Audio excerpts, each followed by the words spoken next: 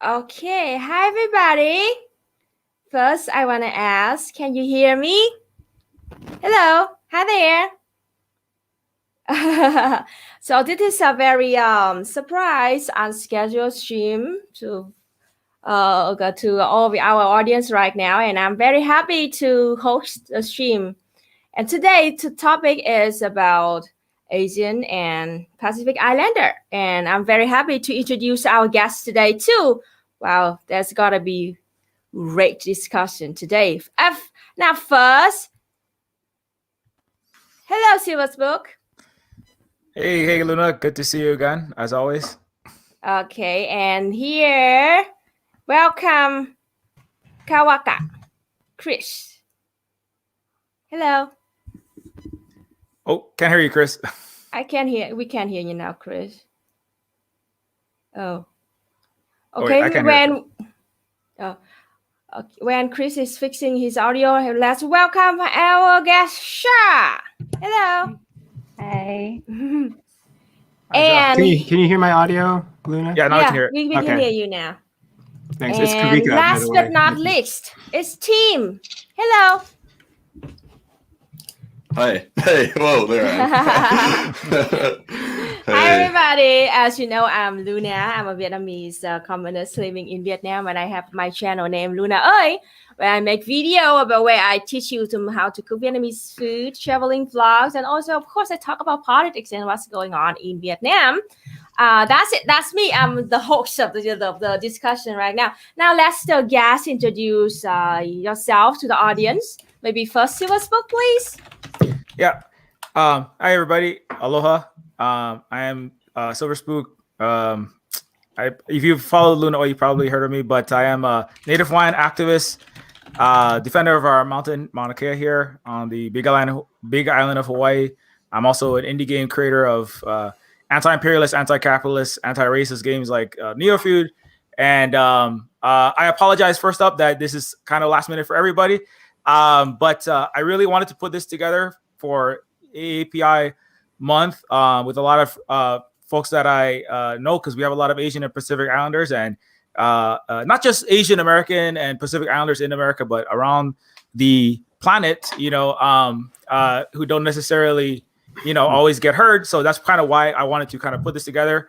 And it's going to be kind of informal, but just to kind of discuss, our history and our future, particularly as each one of us, have in one way or another been impacted by imperialism, colonialism, etc. And I know each of you at least, from one or more events or through someone. So just to kind of just to kind of clarify. So that's kind of what I wanted to discuss here. And thanks again so much to Luna Oi for hosting this. I was going to host it, but my technology is not up to quite par, and Luna also has a great platform for this. So thank you so much for that.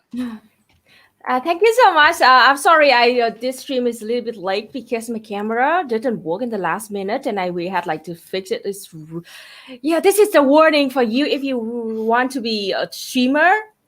Anything can get wrong at any time. I'm so sorry for this late. Thank you so much, Silver Spook. Now it's Chris. Let's introduce yourself. I'm Kavika, Chris. You can call me either. I mostly identify as Filipino, but I'm also other things. I grew up in the U.S. and mainland U.S. in Portland, and kind of in Las Vegas as well. Now I live in where do I live? In Vancouver, Canada, on the traditional and unceded territories of the Musqueam people. That's where I am right now. I'm a professor at the University of British Columbia, so that's the office space that you're seeing behind me. I'm a writer, and so I write. I have two novels. The first is about is a travel novel about traveling and living in Asia, about marginalized but quite dumb 20-somethings doing that. And then my second novel, which came out last year, is called All Flowers Bloom. And it's kind of similar to Silver Spook's work, I guess. It's kind of very dystopian. And it's about two souls who reincarnate across time. I'm also an academic, as noted in what I said before. I have two academic books as well.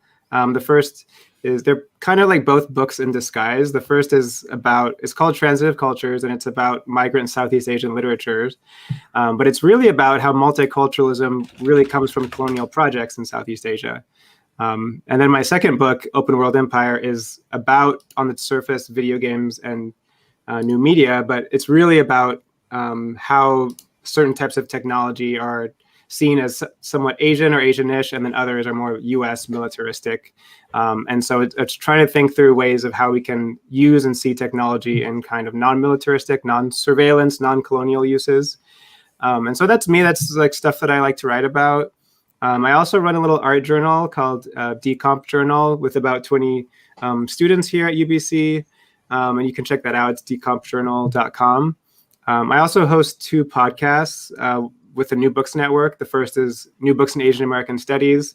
And so that's like interviews with people who write books about Asian American studies. And the second is new. It's called the JAS podcast, like JAAS, which stands for the Journal of Asian American Studies. So they're both really in this identity term for some reason. But we just finished an episode on the shootings in Atlanta, where we interviewed a sex worker rights organization and 2 Asian American scholars of sex work. And so you can check that out now as well. So that's me. I'm really glad to be here. I've never been like live streamed on YouTube before. So Wow. We'll see how this goes. Welcome. Now let's welcome Sha too. Let's introduce yourself to the audience.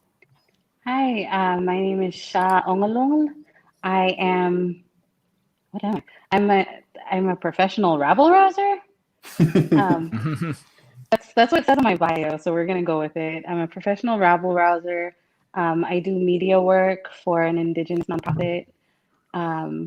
I do artsy things, mainly to irritate people in positions of power and authority.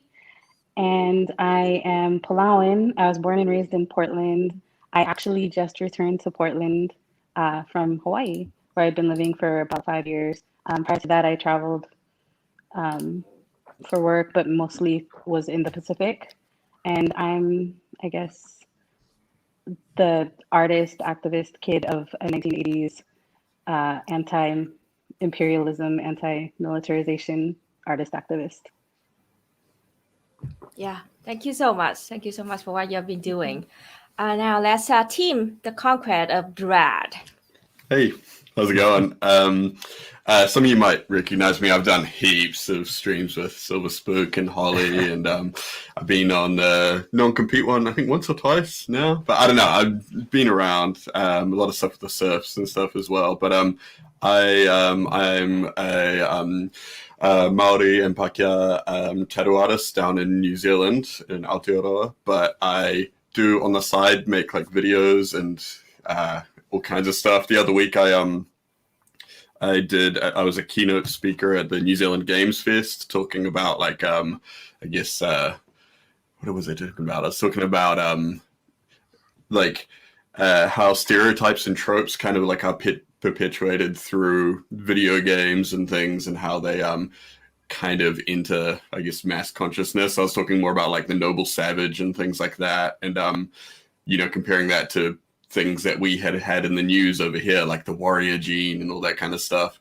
So I guess if you're tuned into this stream, you might be interested on my YouTube channel. I've got a couple videos about stuff like there was one, Decolonizing Games, which was one that I made that was like over a year or so ago now, about it's basically just like introducing people to the concept of like decolonization or like indigenization, what the difference between those things are, but like kind of pretending that we're just talking about games. No, like it is talking about games, and how a lot of games kind of, they do perpetuate some really weird logic that a lot of people just don't think about. They just kind of take it as like genre conventions, and then they're like, wait a minute, like, anyway, but that's who I am. That's kind of what I do. Great to be here. Nice to meet you all. Thank you so much. Thank you so much for being here. Actually, this trip, thanks a lot to Silver Spook. He was the one who brought us all together here in this stream. I mean, it was like less than a week. So thanks all of you for jumping in even as last minute as it was. But I did want to kind of get it in before the end of this this month. There's been too little, I feel, I mean, I don't know everything happening, but I'm not seeing enough actual. There's not enough Pacific Islanders. There's a lot of Asians, particularly in the U.S. discussions. So it's very important for us to talk to each other and to raise our own voice too.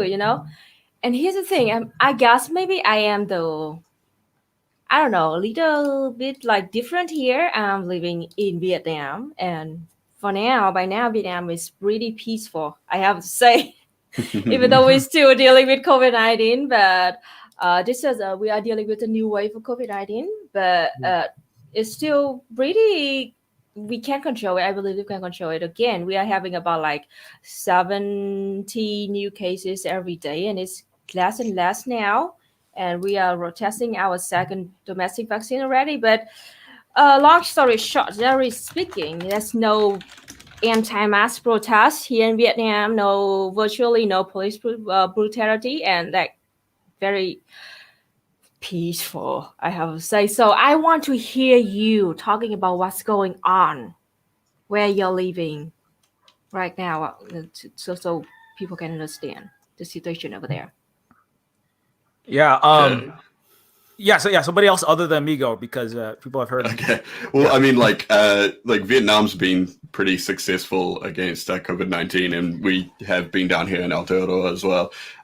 There's like very few active cases, I think, at the moment. What is it? There's been like one new active case in the last 2 days, and I think like what is it? I'm not sure exactly how many at present, but it's like less than 20. Like it's not many at all. We've been pretty good. There was like halfway through, there was like a big resurgence in kind of, I guess, like, well, a big kind of outbreak of really conspiratorial anti-masker, kind of like anti-vax kind of stuff. But it was kind of all pinned around like a minor political party who kind of just all dissipated because they were all, just ridiculous. It was like just a bunch of these kind of like ideologues that popped up, and as soon as they disappeared, that kind of sentiment disappeared as well. And so in general, everyone's on the boat with it, and we pretty much got it under control. We're looking at opening up to other countries. Like I think there's travel with like we're opening up to some Pacific nations from tomorrow. Like I think like the Cook Islands, like Rarotonga and stuff. I think Australia, you can already kind of like, there's like some kind of like limited thing there, but it's I don't know. It seems like a lot of the stuff that we're seeing with COVID around the world is like happening in a completely different dimension or something to how we are at the moment. So that's where we're at. Yeah. How's the US, Shaw? I thought you were gonna ask like how's Palau, so I could be like still COVID free. Yeah. Also, how's Palau? Compare and contrast. But so I just moved to Oregon recently. When I was in Hawaii, I was doing work with the NHPI, Neofeud Pacific Islander COVID Response Task Force. And so when we would get the data and look at it, my community specifically, Micronesians, who account for maybe not quite 4% of the population, we made up roughly a third of the cases. And so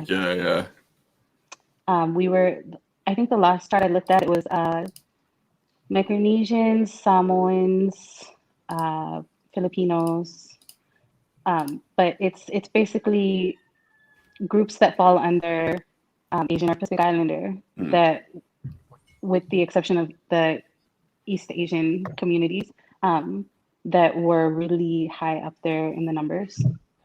And the state's response is a pretty good indication of how they feel about those communities.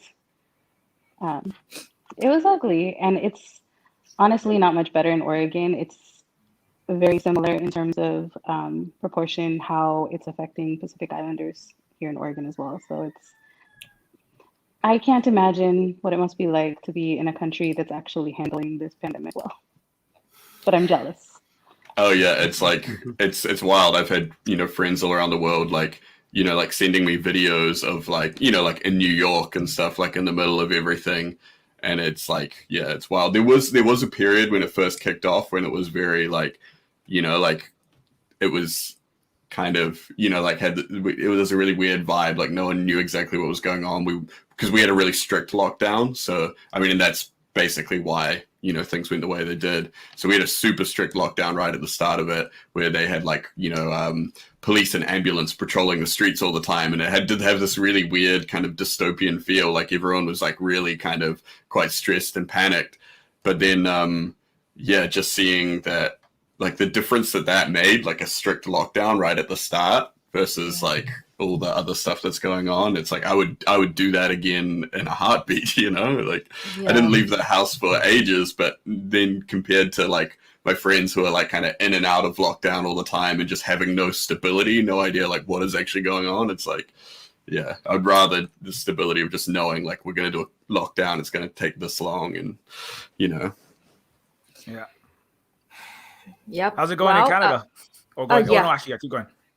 No, I just want to say, like, it's weird seeing the whole world is burning because of this preventable virus. Like Vietnam and Laos, like the poor to poor country next to each other, we deal with it really well.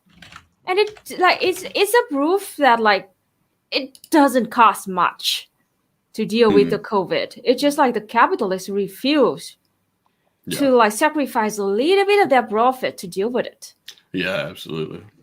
Yeah. So okay, what's going on in Canada? As she was with the sad. I can try and tell you.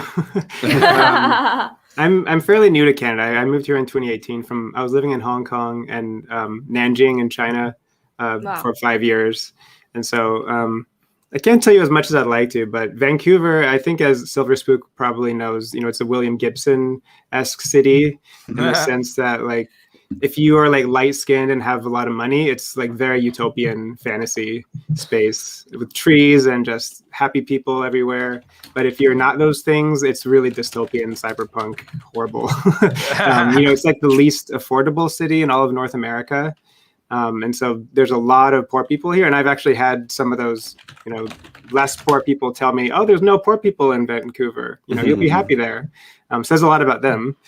But at any rate, COVID is kind of just exacerbating a lot of those divisions. It's still pretty bad here. Like I still haven't got a shot yet, and they're quite hard to come across. It's getting a bit better in that sense. But it's also, besides being the least affordable city in North America, it's also the most Asian. And they often they used to use it as a selling point. They used to call themselves like the most Asian city outside of Asia, something like that. But what's kind of complex about that is, notice I said like light skinned and not white skinned. And that's part of it, is that a lot of Asians are on both sides of that division. And so it's very complex, because then everyone, if you're of Asian descent, you just get taken as someone with privilege. And this is one reason why Vancouver is one of the most anti-Asian cities now. Like they went up like 800% in the amount of anti-Asian racist attacks and vocal attacks mostly, but also physical attacks. And so there's a lot of hardship with that. And it's mostly like Filipinos, South Asians, and of course, indigenous people who are really falling victim to the virus here. And so those divisions are just very kind of clear cut with the direction that Vancouver has been going in the last 20 or so, at least, years. So that's how things are here. I do like Vancouver, though I say all these things about it, of course, but it's been a struggle.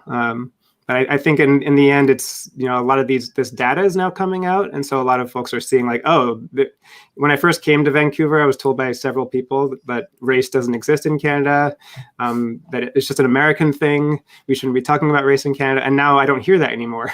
So I think in a sense, all this racial data, all of this coming out, like Vancouver being named the most anti-Asian city in North America, has actually been like a big education for a lot of people here. Wow. Yeah. So, one connection is like myself, Chris, and all of us have family members. So all of us have family members or have been in Hawaii for at least some period of time. And I know I've talked about Hawaii many times.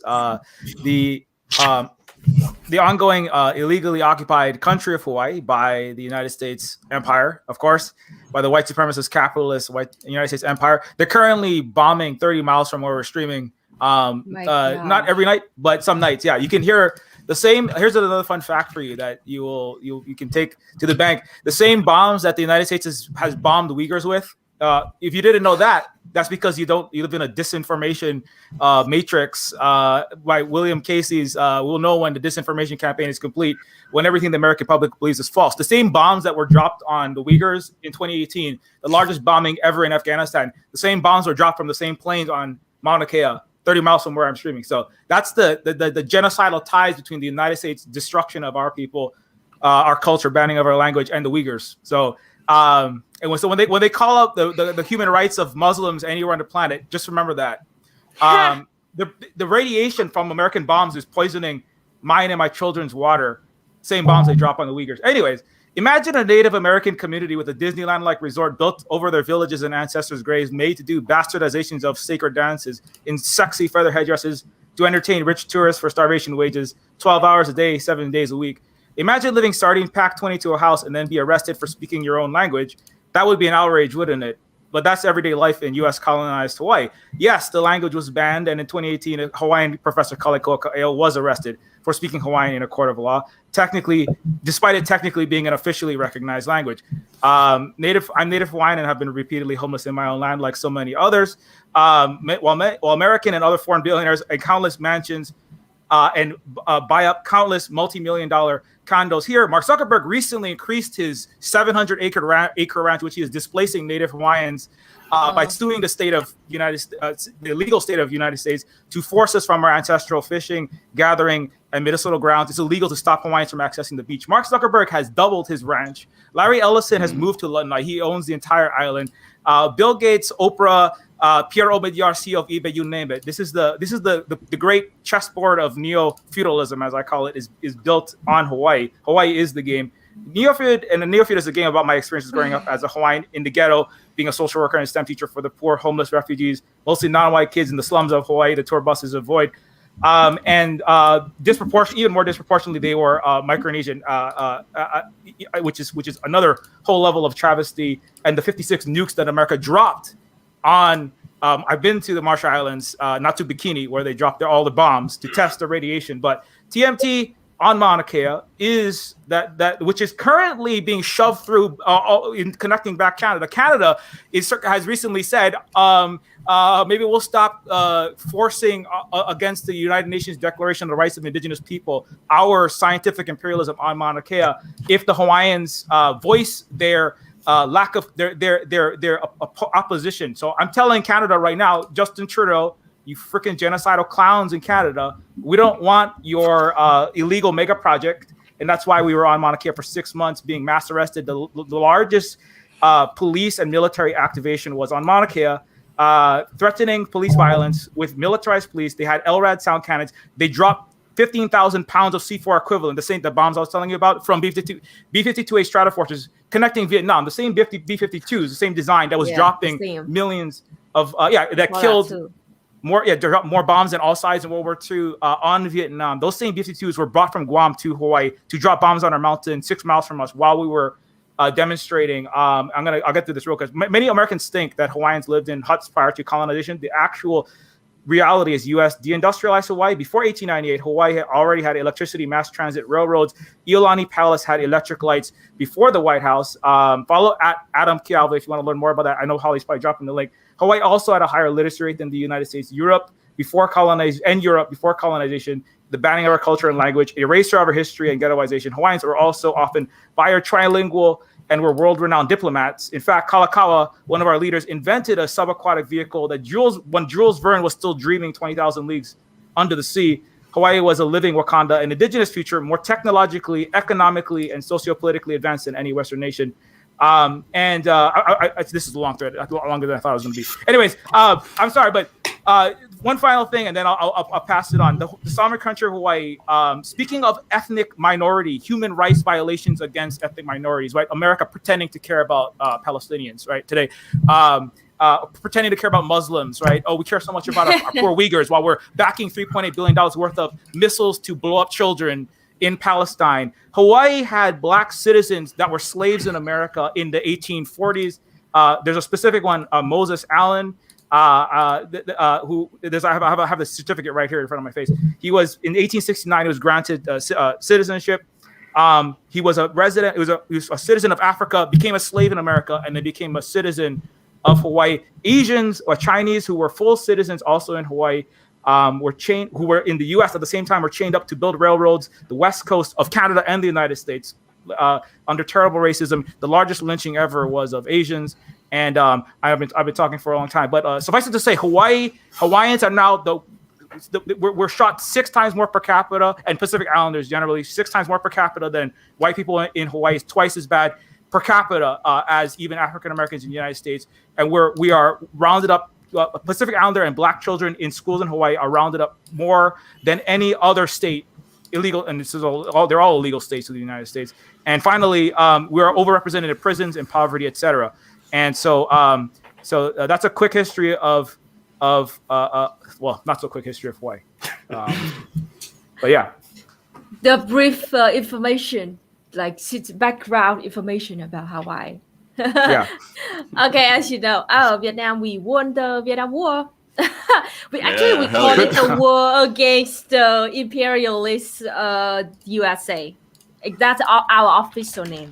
The war against the imperialist USA in 1975, and we also won against the colonialist France in 1954. And yeah, Vietnam, we have long history of fighting against big countries, like since like thousands of years ago. First, like we fought against like the kingdom in China, a lot of kingdoms, but at that time the kings over there. Luckily, we won our war and we gained our independence and freedom. And as Ho Chi Minh said, there's nothing more priceless than independence and freedom. And we are the colonized people. We understand it the most, the best. It's very important. And luckily, Vietnam, yes, we deal with the COVID-19 pretty well, and our economy is pretty stable. There's no Asian hate crimes in Vietnam. Yeah, Vietnam. Beat America at everything. I think that it's very funny to talk about it and sad too. I was born, even though I was so poor when I was born, I had to eat like the grasshopper snack, grilled grasshopper. I had to drink yellow water from a well in my yard. There's no clean water, and electricity is like on and off every day. And I didn't have any milk until I was like 15 years old. But I grew up being proud of my country, proud of our history, and there's no like red scare or no anti-Asian hate, no racism when I grew up.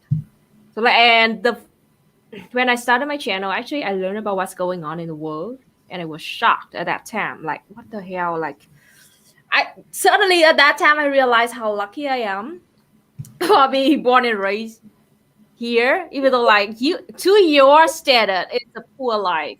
Yes.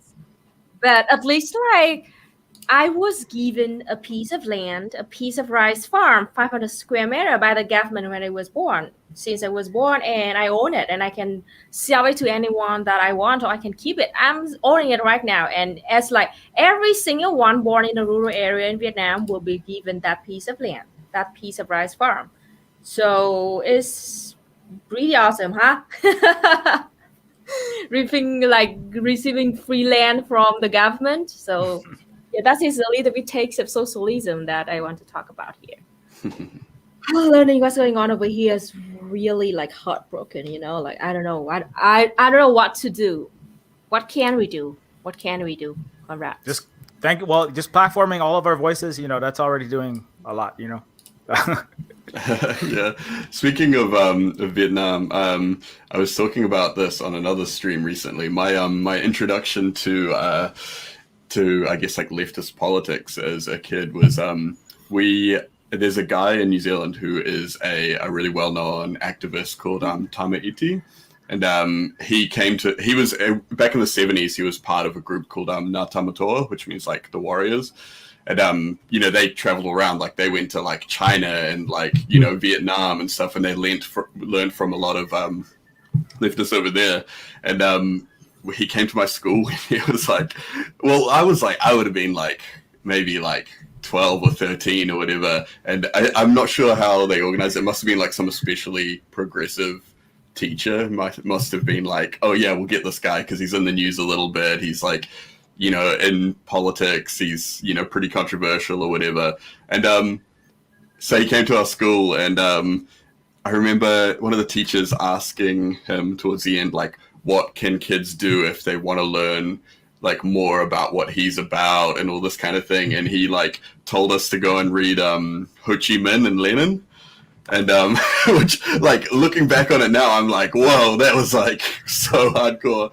But I didn't for years, like years later, like I kind of like went back in this kind of stuff, and that was when I kind of like started connecting, the I guess like the kind of like international struggle with the struggle at home, because like for years, growing up, I saw all the stuff, like everyone knows about, like Vietnam and America and all that kind of stuff. But it's really, it's like, you don't necessarily put the two and two together where you're like, oh wait, well, like what's happening here with like the, land confiscations and all that kind of stuff.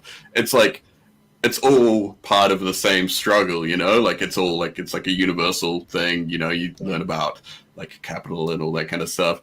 But yeah, and it's like, it's one of those things, right? Like the, I guess like the struggle in one country can be like, it can be I don't know, like kind of, I guess, like a rallying kind of force around the world, it's like, I mean, obviously, like when I was taught the Vietnam War as a kid, I wasn't taught about it exactly as it really happened or whatever, but then like, growing up as an adult, it's kind of like, oh, actually, no, like this is actually like amazing, like, but yeah. Yeah, it's I know. I was not that surprised when I know like what did you learn about the Vietnam War in your education system. Yeah, like, and we learned like we basically, because there was like plenty of New Zealand soldiers and even Maori that went over there and fought, kind of not actually knowing what they were going to do, and it was kind of like sold as like this, I don't know, like all of the wars that New Zealand has taken part in, they've always kind of pushed it as this way to like, I don't know, I guess to like prove ourselves to the empire or something like that. And this goes back to like World War I and II sort of thing, like this burgeoning nation has got to like, pull its weight and all this kind of stuff. And it usually just ends up like, a lot of young people dying because of like incompetent, British or American fucking leaders or whatever like that, and there's like people dying on both sides, and like, and so, like I have friends whose dads went over there and got, like they were exposed to like Agent Orange and all that kind of stuff, and then they like come back home and the government still doesn't like recognize that is a thing that happened to them, or that it could have these effects, these people with like birth defects and all these kind of things. And it's just like, like what do you get for that? Like, yeah, It's pretty fucking wild. Like we still don't even teach it properly in school. There was a moment when I first traveled to Vietnam where I went to some of those museums, and then I realized that they call the war something completely different over there. Like the war of American imperial aggression. Like the war crimes of the America, the Museum of the War Crimes of America. So like, it's in Ho Chi Minh City. Like I went there too. I went in there, and actually that's a scene in my first novel. Is the characters see that and they're just like stunned, And I really wanted to kind of use that for the readers, like whoever might ever read it, to have the same experience when empire suddenly becomes really palpable, and you just realize that this is, seen in very, very different ways depending on where they're at. And it's also the time that Asian American kind of came into being as an identity, right? And so I think that's also crucial, that even though, Asian American as an identity form is pretty, at least it has a lot of complicities, I think, with multicultural. There's different types of Asian American identity, right? One is a very basic multicultural, fitting in and erasure of indigenous land and people. And then there's other types of Asian American identity that's just a political form, right? That's about solidarity, bringing people against war. And so the Vietnam War at the time, of course, was a really crucial way to do that, get people, on the same side against imperialism, against colonialism. And of course now, today I was at a Free Palestine demonstration, and that would be, if this were like the 1960s again, that would be a rallying cry for Asian American political identity. We need to have solidarity with people who are going through things that our ancestors and other people right now, who are might identify as Asian or Pacific Islander, are going through. Like, that is part of the political stream of Asian American politics that often gets left out and forgotten. And so I feel very good and hopeful, actually, because we had well over 1,000 people at the demonstration today, way more than I think was predicted. And so, but it occurs to me that is still part of that background. And how Vietnam played such a heavy role in that. Yeah, EJ has like very interesting question too. I'm curious what the panel thinks about the USA I was just about to say this. Asian Pacific Islander together. And it is strange. Yeah, it is grouping strange. us together by proximity. Yeah, right. Yeah, and nothing else. It's something that we don't do that over here at all, because it's so fucking lazy. It's fucking ignorant and lazy. It's like it actually like I didn't realize it was such a thing until I got on Twitter. Actually, no, I'd experienced it a couple times being in the States and Canada and stuff, traveling around, and when I would talk to people, they would have like literally just no idea where I came from. They'd take guesses and, like whatever. But when I got on Twitter and stuff, and people, like, I had a couple people referring to me as like Asian, and I was like, that's weird, because like I was like, are they looking at me and thinking I look Asian? Because when I was a kid, I used to get that quite a lot, and I know a lot of other people that are like mixed race, that are like like Polynesian and Pakeha mixed together. A lot of people go like, are you Asian? Are you like half Asian?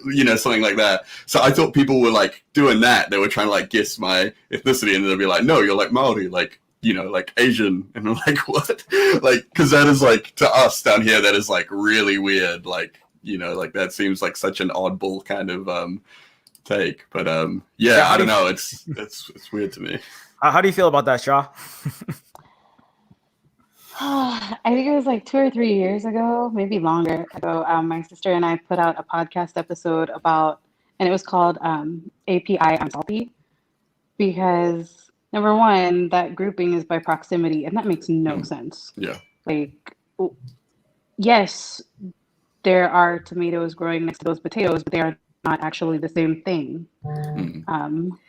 But at the same time, especially here in the United States, like, you can go to any social media platform, type in API, and you will pull up nothing but East Asians. You will not see Central Asians. You will not see people from the subcontinent. And you sure as hell are not going to see Pacific Islanders, save for like maybe one Native Hawaiian if you got lucky.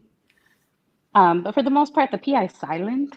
And then obviously, if they're leaving out Pacific Islanders and that erasure is going on, they don't understand the nuances of there is Polynesia, Micronesia, Melanesia, what these terms mean as colonizer terms, what they do to us as Pacific people, how they divide us, or the fact that those are groupings by proximity, that those groups may not all have been necessarily groups that interacted with each other. They were just nearby.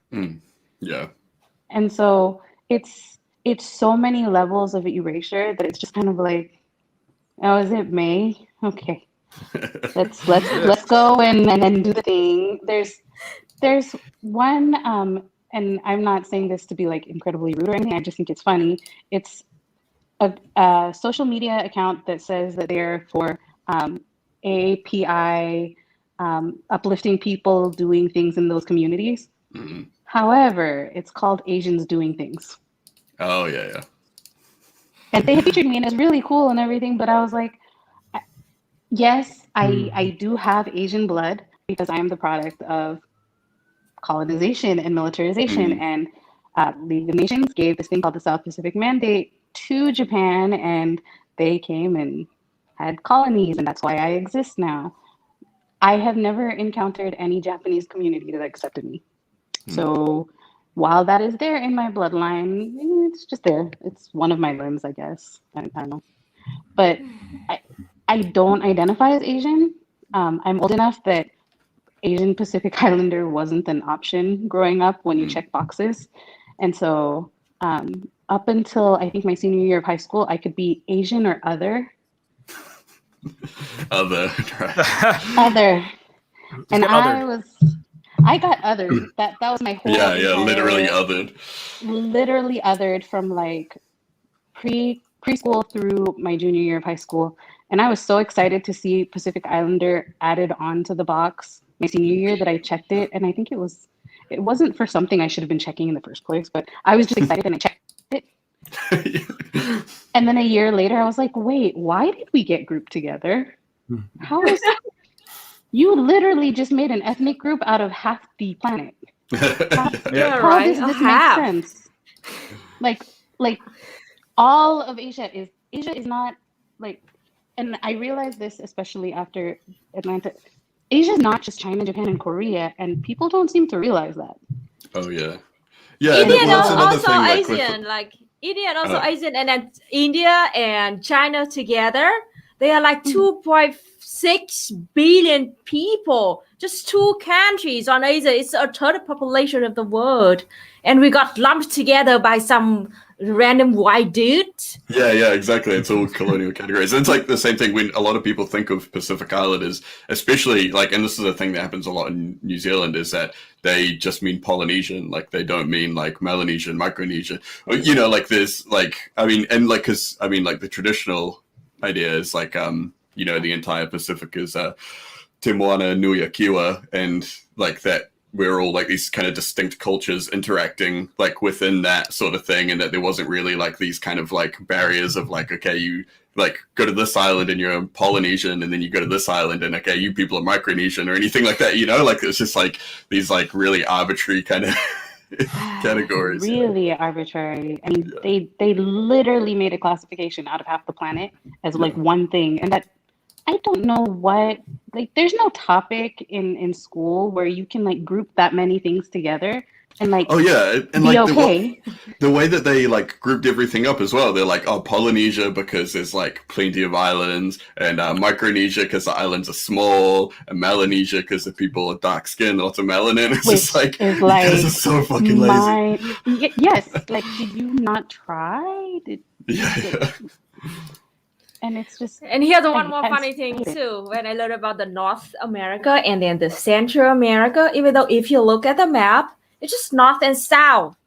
North and South. Yeah. There's no Central America. But then, and like, who made the maps in the first place as well, you know? Yeah, right. And me and EJ just had like the theory of like America. It's just too Americans, the USA, and like they're just too lazy, and they just wanted like to study like Canada and the USA in the North America, and all other countries like it's not North. It's actually the Central America. Like, look at the map. It's not like even like clear center. It's all North. That's to prove how lazy and ignorant like those white people are. I have to constantly remind myself that a lot of people in the United States do not realize that there are countries outside of the United States.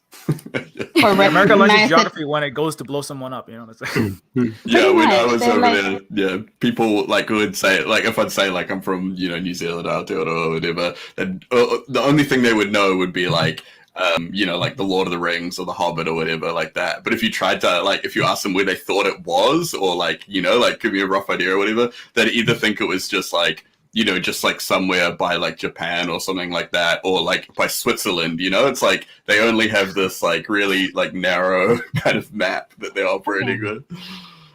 There, when I was in kindergarten, because I was brought up to know where I was from, we had one of those outdated like 1960s, 1970s globes. And this Oh, was yeah. in the late 1980s, I guess. Palau was not on the map. And obviously, I mean, I'm not surprised. Our population is like maybe 20,000, and we're like 40 something miles long. Yeah. But still, I wanted it to be on the globe. So I went and I took a marker and I like put it there. And then I got in trouble for defacing school property.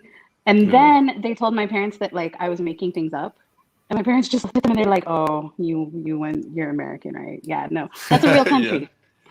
We're from there. Like, that's a thing." Yeah, we And actually it's get just- left off maps all the time as well. There's even like, it's like a running joke. There's like a subreddit as well, like maps without NZ. And it's like, it's wild how often it happens. Like, and like, not just like little maps, like, you know, like in the classroom or anything, but like actual like proper maps and books and like all this kind of stuff. Like, it's fucking amazing how it's like, I don't know, it's just like, an entire country full of like all this like, you know, diverse cultural groups and everything, and they're just like, nah. Well, just to get back to the census, like this is a very they're all colonial, and like all of these names, like, or they have their colonial uses. And one place I always think to go to when thinking about checking in those boxes is how in the Philippines, when, you know, America colonized the Philippines, one of the first things they did was send over a bunch of anthropologists to try and create a census. And they hired some local people as well, quite a few local people to do it as well. But basically the whole purpose of creating a census for the Philippines, their new colony, was to divide people, right? Was to show that some people were more civilized than others. And then once they had the census, they started exporting people, the so-called like lower civilized people, to be in like zoo-like things in world's fairs and so on. And then to choose the more quote unquote civilized to like educate and to train. And so my family was from Ilocos Norte, from the north. And so they were kind of picked out, primed to be laborers, to go to sugarcane workers in Hawaii. But that colonial census making, you know, that was really tested, a lot of that in the Philippines as one of the first like overseas colonies, and then came back to the US and just started, you know, and now we see it as a form of like empowerment and all that.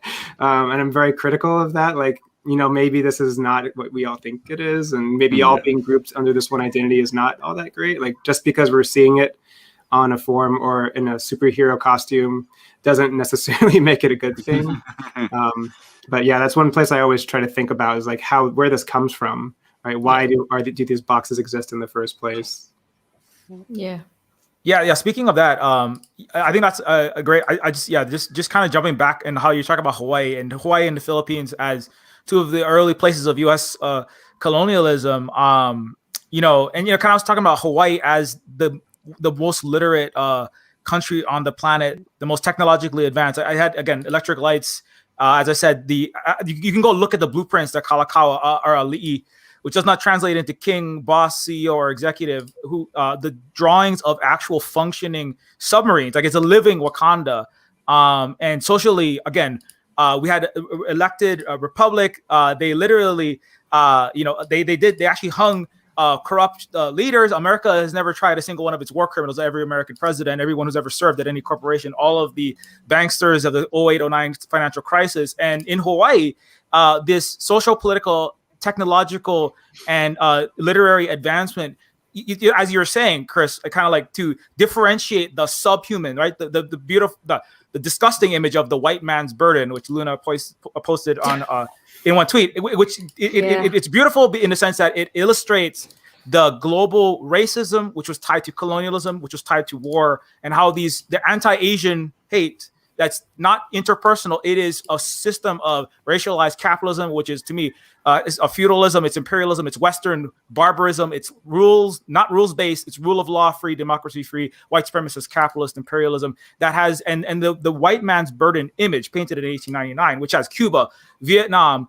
America carrying Cuba, Philippines, Hawaii on its back, saying we must save them from their ignorance, their oppression, their superstition, their vice, their brutality. Britain carrying China. And slavery. They save us from slavery. They save us from our slavery of ourselves. I don't dare to show that picture right now. I don't dare to. It was a real picture, but it's too freaking racist. It's that the most I can't show it. Yeah, it's disgusting. You should go look it up. White man's burden. You can find it. Yes.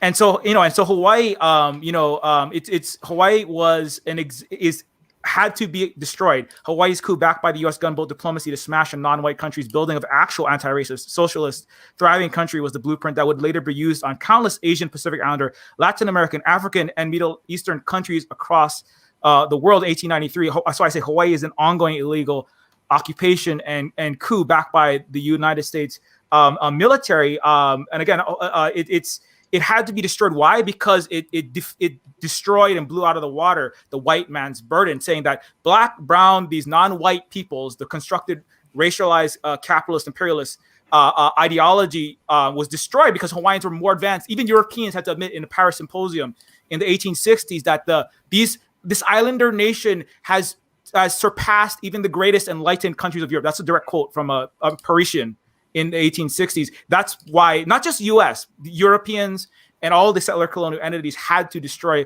the Hawaii. And that's why Bolivia, that's why all the coups, that's why they tried to destroy Vietnam, Cuba. What they're trying to do to, I would say, China now, this is all part of the same process of maintaining a global racialized capitalist imperialist structure, which is why today Hawaiians are in the place that they are. So that's one thing that I think we have to keep in mind, is that the anti-Asian, the racism, the imperialism, the war, the de-development, the impoverishment, killing people with missiles or with ghettoization, starvation, and bombing all of their water infrastructure so that they're drinking typhus and cholera like they are in Gaza and like they are in countless other places. Slave markets in Libya because of the war. This is an ongoing process that you cannot separate. The anti-Asian racism skyrocketing, obviously most disgustingly 800% in Vancouver, but across the West cannot be separated. And that it's very important that we don't separate the interpersonal, because what the West wants to do, the ahistorical, undialectical Western capitalist, racialized capitalist world wants to do, is make it about your personal. You just have to stop hating black people. You just have to stop hating Asians, and then we're gonna be fixing our stuff. So Jordan Petersonian, like, go inside and just clean your room, and that's it. It's individuals. No, it's not. It's a system of economic superiority, of supremacy, and it's about power. It's about geopolitics. And I stopped talking now. Well, just to say something real quick, because Kahakavila was also, I think, the first monarch to circumnavigate the globe. Which is really fascinating. I think he went all over the world, like looking for different like lineages of brownness or whatever. He was trying to like think about kind of his own like racial like descendants and so on. But there's a Kanaka Maoli who came to Canada. So there's it's like Kanaka Hill. There's a hill named after Kanaka here. And partially why a lot of them came to Canada was because they couldn't buy land in the U.S. And Canada, they were allowed to, and so many of them married into Indigenous families and other people of color in Canada. So there's an interesting like it's a shock to a lot of people here, because they don't imagine people from Pacific Islanders, people from the South Pacific traveling, or being cosmopolitan. But there was a time where like Hawaii was seen as like this cosmopolitan space in the Pacific, and so that's really interesting to keep in mind for all the things that are now limited when it comes to forms of travel and movement. And You go, Sha. It was funny to me how many people are surprised at where Pacific Islanders would end up. People from Pacifica, like they travel. Dude, that's literally what they do. Exactly. Literally, like that is like kind of the foundational thing. That's our thing. It's an ocean. Like we travel. We are like seafaring people. Like, why is it a shock that we went somewhere? I really hate that whole what was his name? Was it Thor Heyerdahl with the Kontiki? That dude who kind of like he wrote all the book and he built the boat, and kind of like his whole thing was that this great migration was only possible by like a series of, I guess, like really lucky kind of serendipitous mistakes or whatever, and like weather patterns and like all this kind of shit or whatever, he couldn't just like acknowledge that, that Pacific Islanders were building all kinds of different multi-hulled vessels that could travel all around the Pacific. And then there's like, I've met people who just like make these boats and just go travel from island to island. Like they just do it, like they don't fly or anything like that. They just navigate traditional ways. And like, you show up in Tonga and then you just like have to go like find the, like the local authorities' house and go knock on their door and let them know that you're there and all this kind of pretty funny stuff. But one of the greatest things I think that trumps the kind of like Thor Heyerdahl kind of story is down here we have well, aside from all the actual like oral stories of like traveling and like trading with different groups or whatever, we just have it in like our plant life and animal life. We have like what we call kumara, which is like a specific kind of sweet potato that comes from like Peru, and there's like evidence of like when it was brought over here and when it was started to be cultivated and all this kind of stuff like that, and like other islands that have it because it's in like this like natural migration pattern from South America, and even over in South America they have other things like I think it's like a kind of rat that they have over there that was like Pacific rat. It shows that there's like been like these like trading journeys back and forth for years and years, whatever. And then it's like just like the peak of, I guess, like Eurocentric kind of ignorance to be like, hey, well, we couldn't travel the oceans that far. Like we couldn't do that with so little. So you guys couldn't have done it, Right. It must have been aliens. Yeah, it must have been aliens. The Yes. like in Rapa Nui, like the more that's super chat from Jason S too. They said my mom comes from Cape Verde, island nation of Africa's west coast. It's always forgotten. Yes, I never heard of it. I'm so sorry. Oh my gosh, it's part of the Micronesia with the Azores and Canaries. Oh Yeah, Micronesia. Yes. I think that was that it? Yeah, Correct? it might have been It's Micronesia. Yep. And shout out to all African people too. They are also the whole continent got like colonized heavily. Yeah. Well, By the so that's a West. discussion as well. Like the like everyone knows about like the underdevelopment of Africa by colonial, powers sort of thing. But that's like a huge thing that's happened throughout the Pacific as well with, and like the New Zealand government still does that to this day. And, like America does it with Samoa and Hawaii, because, like it's obviously very important for them to have these island outposts that are kind of like, it's like, I guess like the last stop towards Asia or whatever like that. So it's pretty important to have these small nations underdeveloped and reliant on, like foreign trade. And there's like a lot of history with, like in like Samoa and Tonga, like traditional crops being phased out in exchange for new ones that, they rely on, resources coming in from overseas. So like, like all of a sudden they're not independent. They can't develop their own food and everything like that. And it changes the diets and, everyone, like it completely changes the, I guess, like the entire, the economy of the island to be, to be reliant on outsiders, which, absolutely cripples a nation, So. Oh yeah. Just one fact: pineapple is not Hawaiian.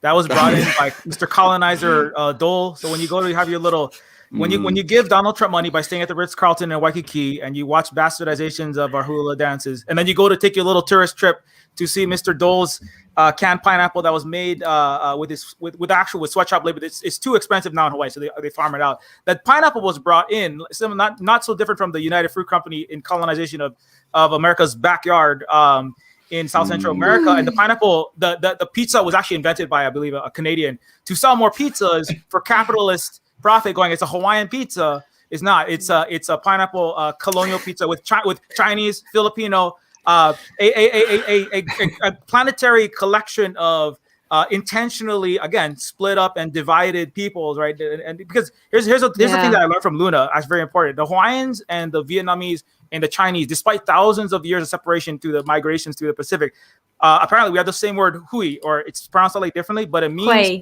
hui, right? It means a worker cooperative, people working together collectively for the mutual benefit, whether that's making a fish pond making a small business. For us, the Silver Spook Hui. That's why I call it the Silver Spook Hui, because we're working together. We have that word too. It's like Wow. You have it there. There you go. It's everywhere. Yeah, so it's kind of down here. It means more like it's like a collaborative meeting, you know. Like it's like a lot of people will use it and just say like, you know, for like a business meeting, they'll be like, oh, we'll sit down and have a hui. But it is actually like the correct meaning is it's more like a meeting where everyone is kind of like, you know, like everyone is kind of Collective. equally involved and kind of it's like this interchange of ideas sort of thing. And it's funny because like at the same time, the first time I came on stream with you, Spook, and we were talking about I think we were talking about Mauna Kea, and there's Iomata, which was happening at the same time down here, and there was like a lot of words that you were using that they sounded different, but I understood what they meant because, you know, like you just have like K's instead of some of your T's, and you know, just weird stuff like that, and it's like it really hammers home. You know, it's like a lot of people refer to other Pacific nations as like cousins, you know, and I think that really makes sense. You know, it's like kind of you can see how closely the cultures were linked, you know, even though separate, distinct, but there was like a lot more interchange than I think people would like us to remember. Very interesting too. So in Vietnamese, that word is hội, and the original word in Chinese is quay. And actually, one of the very, very first like name of the Communist Party of Vietnam is also hội, like that. Thanh niên cách mạng đồng chí hội. It's like a hui of the revolutionary youth comrades. Oh, cool, like yeah. And this is the Silver Spook Revolutionary Hui of the Hawaii, undoing the U.S. Empire. That's really awesome. Yeah. So you're saying that the first Vietnamese, one of the early Communist Party, was a Hui, or they could describe it as that? Yeah. It was like that, and then we used a new name for it, but after like about 10 years, something you changed the name. But yeah, one of the very first original name was that. A bunch of revolutionary youth, included Ho Chi Minh, joined together and decided to create a Hui to teach other people about class consciousness and Marxism-Leninism, and to learn about the material conditions in Vietnam to develop Marxism to help out people, you know. And it was kind of the first name of it. Yeah, just one more thing. I just want to add into that. This is really why I want to have these panels. It's so important, is because Adam Kiave is another Hawaiian historian that I've learned a lot from. That's where I learned about what a hui actually were. And when the Chinese, as Luna was saying, that it's pronounced slightly differently, but it means the same thing. Like there's some words like that are very different, but that particular word collectively working together for all the leftist, Marxist, Leninist, anarchists that are, I know there's many of them around. When I say like the indigenous peoples and a lot of peoples that are indigenous to Vietnam and China, that value system that's embedded in that of people working collectively together, not for a one or a handful of individuals, vast quantities of profit, but for mutual benefit. When the Chinese first came to Hawaii, brought by people like Dole, the Mr. Pineapple, the white capitalist descendants of Calvinist Puritans that started the sugar plantations. The Chinese and Hawaiians, the many family names here like Akana, Akao, they married in early, and the Hawaiian and Chinese had similar culture, not just but similar ways of doing producing a fish and doing business in a more cooperative way. And so they actually intermarried because the way that they worked, the Hawaiian and the Chinese, despite being separated by many thousands of years, it was very similar, which was not for a handful of a plutocracy or an oligarchy or a monarchy's aristocracy's benefit, but for the collective mutual benefit. And so they actually boycotted a lot of white capitalist banks and businesses early on, including Dole Thurston, and that kind of divide between the racialized capitalism of the West and American American descendant of businesses versus the Hawaiian, the Chinese, and other Asian and Pacific Islanders was part of another backing of the coup. So anyway, I just wanted to kind of throw that in, that if you go back to this history, you discover this all. Now, the key is, again, similar to the separation of peoples, right? Like as we're saying, like in multiple places, there's the breaking off of different ethnicities into little groups and then kind of turning them all against each other with the model minority myth in America, against Asians, against black, and even in Palestine, kind of turning the Gazan people against the Palestinians in Jerusalem, etc. And these kind of separations are key ways that a minority, because again, white people are like 1 out of every 8 people, right? How can they maintain this power is by kind of separating us and setting us off against each other with the racism. Which again, like I said, in the initial Hawaiian kingdom, there was, which was, the Hawaiian, it's a republic, but we have to call it that because of parity under colonialism. There was acceptance of these different people as full citizens. But it was the white people when they created the racialized capitalist plantations, they had to push the racism in. That's why even my own family members, I have Japanese family members that say all kind of things like, oh, you can't trust the Hawaiians because they're sneaky. They're just they got a nicer place than us. And the Hawaiian, for the Hawaiians, they'd be like, oh, you can't trust the Chinese because all these stereotypes and those things were inserted intentionally to divide us, Asian Pacific Islanders, and also Black and Latinx and other peoples. And so that's why, anyway, I'm really glad that we've having this discussion. And yeah. They divide us and then they lump us all together in one checkbox. Well, just to like expand on that history a bit, like when Silver Spook was saying, then Chinese started to organize and intermarry. That's like when I thought, like, oh, that's when my people came. Like that's when Filipinos were kind of introduced in order to disrupt a lot of that organizing, and Japanese as well, of course. But Filipinos were, put more on the bottom rung of that labor hierarchy, being colonial subjects at the time. But it's similar history, where Philippines gets colonized, labor forces come in mostly to Hawaii, and then eventually, start to speak the same language, start to intermarry, and start to organize. And so there's this joke in people who study the Philippines that, people ask, like, how did the Philippines like cast off the colonizer? And in the Philippines, sometimes they'll say like, oh, the U.S. just gave us independence, which is complete BS, of course. But one of the jokes that we like to tell is that like, oh, we just went to the mainland in large enough numbers where we were competing with white people, and we started intermarrying, and we started marrying white women. And eventually the U.S. was just like, oh, we don't want them here anymore. Let's like lose them as a colony. But it's just a joke, but there's a little bit of truth to that. It's much more complex, of course. But it's a really fascinating history because it does overlap a lot, I think, with what Silver Spook was saying earlier with, these spaces being seen as kind of colonial garrisons and as hosting, being a kind of gateway to Asia, but also a kind of blockade, right, to protect American interests and to basically like imperialize the Pacific. But that history, of course, diverges a lot once we get to the 1950s and after World War II. But like the first concentration camps, in the U.S. were formed in the Philippines. I believe they were the first, but mostly like during the war because they were trying to keep young men from joining rebels. So they just put them in these so-called protection camps where there was just disease and no food and so on.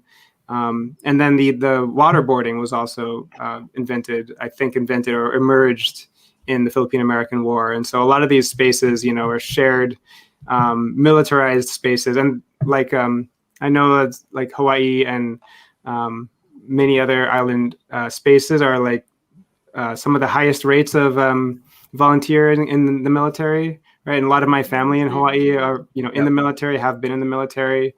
My great-grandfather, Basilio, who wasn't actually my blood great-grandfather, but we all pretend he was, from Ilocos Norte, he fought in World War I. And so it's such a complex space, right? Where, as Silver Spook is saying, I see those dynamics in my own family where there's Black people in my family, there's Chinese, there's Kanaka, there's white people in my family. And I'm like the most light-skinned person in my family from Hawaii.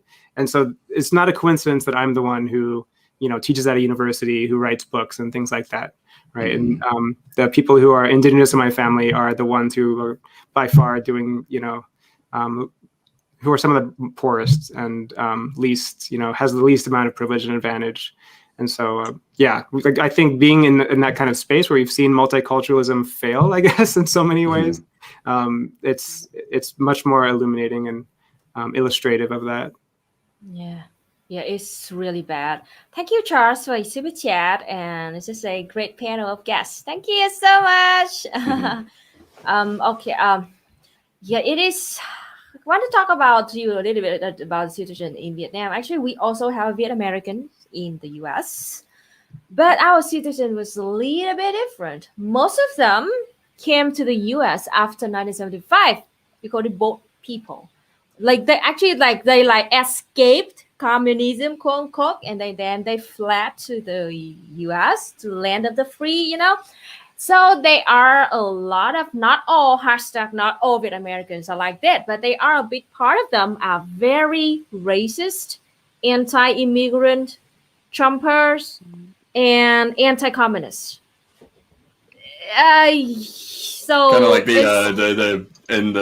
when you meet a Cuban in Florida and they're like a light-skinned Cuban and they they left, but their family left between certain years, and you're like, It's like communism took everything from my family. Like, your slave and your mansion, right? Nice. We have a similar thing down here with South African immigrants from like the early 90s that moved to New Zealand because it was kind of like a deal with because New Zealand fought with South Africa and stuff. So you get a particular breed of South African people that have come to New Zealand during these years just before certain changes happened over there, and it's like these like white South Africans that have very strong opinions about race, and like a bunch of them have like entered parliament and like have some spicy opinions about Maori people and shit like that. And it's like you can always know it's like, okay, this is about the time that they immigrated. What was happening back home? Oh, okay, cool. Like, like apartheid had just come down. Like, like maybe it wasn't so safe for people to hold these opinions here anymore. So, it's pretty, I don't know.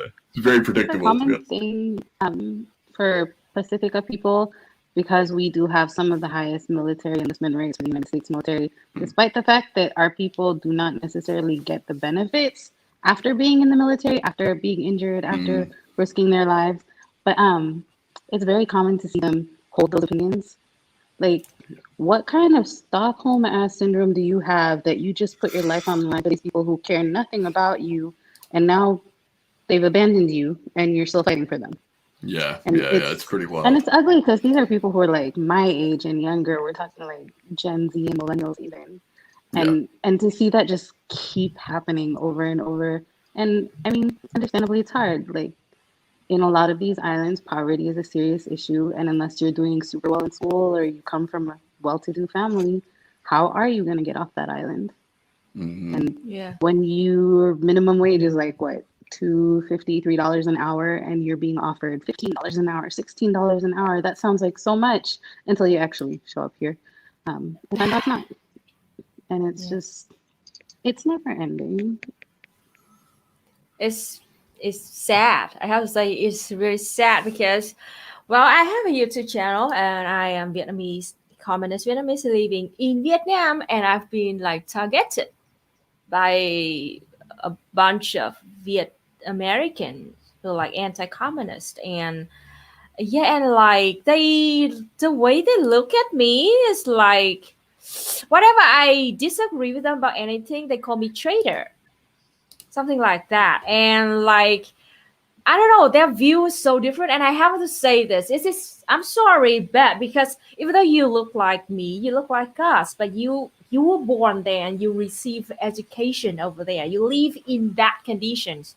So like the way you think is very different from the way the Vietnamese in Vietnam actually thinking about stuff. So and I'm trying to be nice and show you the way that we think. I'm not saying that you're wrong or we are right or something like that, but like just open your mind and maybe take a different like perspective to your consideration. Because like we are Vietnamese living in Vietnam, and I tell you that we are not oppressed and we are not brainwashed. It is you who are brainwashed enough to fucking hate your own people, like out of your guts, like it's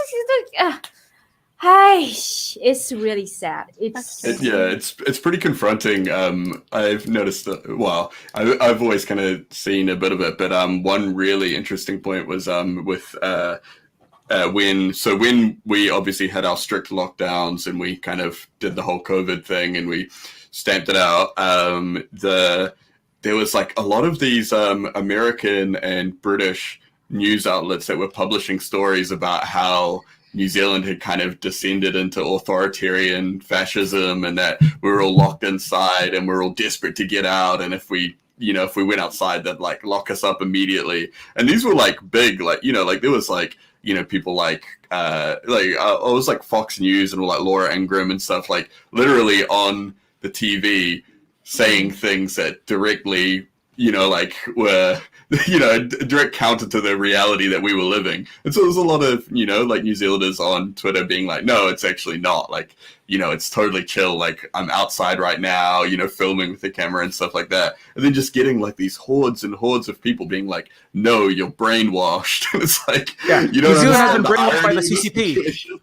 Yeah. You're It's right. like, you have no self-awareness. Like, like you saw some woman on Fox tell you something and you instantly believed it, and you're saying that we're the brainwashed ones, like, just weird stuff like that. And it's like, man, like, I think like Americans in general, I think, I mean, it's like every state has like a certain amount of kind of ideology that they push out or whatever, but man, America. Yeah, right. And so like 2 days ago on Twitter, I know a very cool Chinese streamer too, and she said like, actually it's not the CPC that shaped her like political view perspective. It was the West and the reactionary who shaped her perspective, and it's same like me. It was not the CBV, the Communist Party of Vietnam, that like shaped my perspective, my political perspective.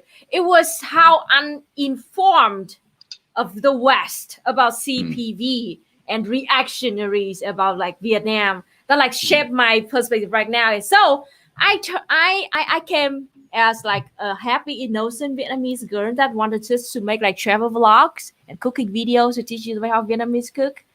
And now I'm a fucking spicy, hardcore communist. It's not because I am brainwashed by the CBB, it's because of you. Yeah. It's wild. Oh, it's just so bad. It's just, thank you so much, Master Casualty. I'm sorry. Thank you, Master Casualty, for your super chat. Fantastic panel. I always learn so much from your channels. Thank you. I had someone watch. They tuned into my Twitch stream a couple times, and then sent me this comment a while back, and it was like, "Hey, look, I really enjoyed your streams. I like hanging out and like listening to you talk or whatever. But I think you should, if you really want to, if you want more people to tune in, maybe you should tone down the native stuff." And I thought that was so really. I screenshotted it and put it on Twitter, and it kind of like took off. Because it was like ridiculous. Like, I mean, I was like, what do you mean turned out? Like, I hadn't even been particularly vocally political not that I thought in what I was doing. I was just like playing Dark Souls and talking shit with people or whatever. But it's like, I'm a native person. Like, whatever I do, I'm going to do native stuff. Like, whatever I'm saying, it's native. It's like this kind of thing. Like, of course, like my identity informs my, like my perspective sort of thing like that. But it's like, like, what do you want me to do? Like, should I just turn it off? Like, should I, like, it's really funny. Like, sound more white and just paint your face like white. everyone else, kind of, everyone thinks that they are the objective, like the non, like they're the neutral party or whatever, and that everyone else, like, we're all tainted by our identities or whatever, but they're like the neutral observer. And it's like women, black people, Asian people in my games, that's politics. Get the politics out of my games. You're right. Well, speaking of games, in my book about games, this is one thing there it is. This is one thing I try to focus on, which is how in games, and from what I've seen in creative writing worlds too, because I've taught creative writing in Hong Kong and in Nanjing and in mainland China, and it always feels like the idea from the U.S. and from Canada as well, from North America, is that Asians are not creative. That people, I guess, who are non-white are not creative in the same ways. And I think this has resolved in some ways the anxieties that we were talking about earlier about like technology that Silver Spook was talking about. Like, I think nowadays North Americans, like the empire, can admit that other people have better technology But Oh yeah. in a sense, that technology makes them brainwashed, right? That they can only use technology in brainwashing ways. They can only be programmers for games. They can't be creative leads, for example. Yeah. So that now there's we call it techno-orientalism in academia. But it's a way of saying like, yeah, they're better than us in this way, but that actually makes them worse than us. Because they don't have the intellectual capacity, they don't have the creative, they don't have the freedoms, basically. Like in Blade Runner, I only do eyes, you know, the guy, Cyberpunk, which is very anti-Asian in a lot of ways. Yeah, keep going. Yeah, it really is. Yeah, because like Vietnamese people, I'm sorry, it's just one more fun fact. Like, there's like Vietnamese are not allowed to have any different perspective, and we are not allowed to vote or something pure authoritarian. Like what? I want to vote in like 10 days. And it's so it's so fucking easy to like, you know, like to register our name and go vote. Like we don't have to do it at least like 2 weeks earlier. No, it's like I just registered like yesterday, and in 10 days I'm gonna go vote. And I want to vote directly for the National Assembly. And we, by the way, we follow the you know, the democracy essentialism, and I want to talk about it more in detail in my next Mooncast in Tuesday, 11 p.m. EST time. So if you want to ask and know more about the electoral system in Vietnam, please go check that stream out. I'm sorry, it's my shameless plug-in for my stream next week. But yeah, keep talking, Tim.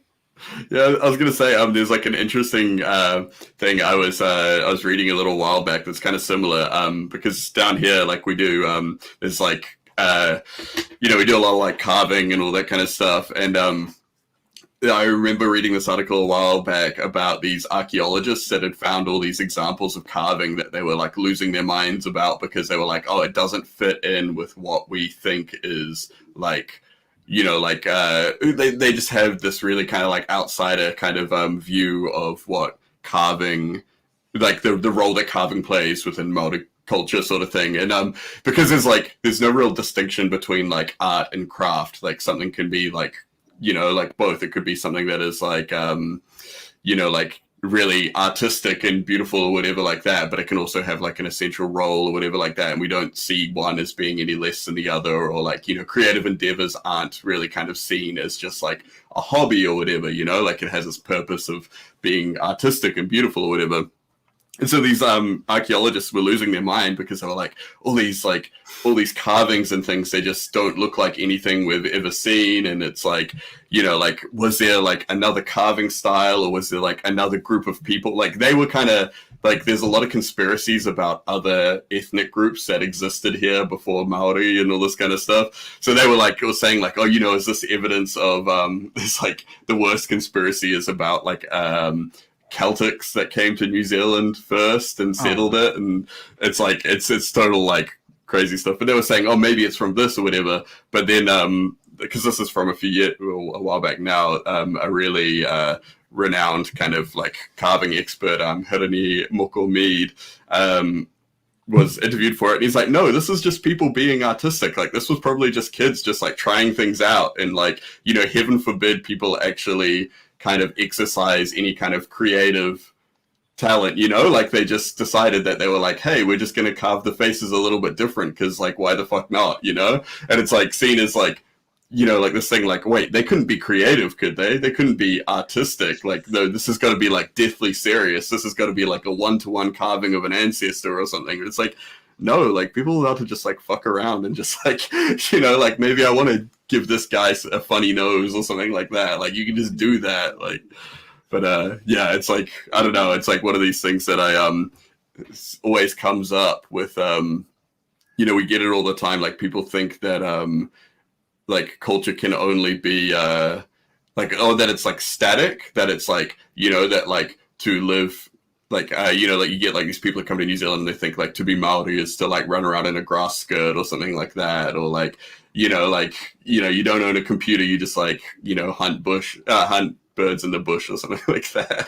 It's like, you know, like really funny because it's like, wow, I could do all of those things, and I can also like, you know, like live in the suburbs and like have a fucking PlayStation or something. Yeah, you know? like we like every day we go out, every other day we go out and we're just like digging up. We have kalo here that we're growing like in the same way that Hawaiians have done it, similar ways that we've done it for a long time. And then I program artificial intelligence, I make AI and exactly. sell international cyberpunk games and overthrow empires. I mean, in a video game, it's gotta be illegal and a violation of in Minecraft. In Minecraft, I'm like overthrowing the pigs and the sheep. You know, it's terrible. Sad for them. Anyways, but yeah, no, I mean, like totally. I think that the erasure of like people's agency. Like I remember Chris. I was on a panel, a very excellent one with Kavika, Chris. And one of the things that really struck me and it really got me was like one of the people who I can't remember the name, but said like, yeah, I work in Hong Kong. I work in China.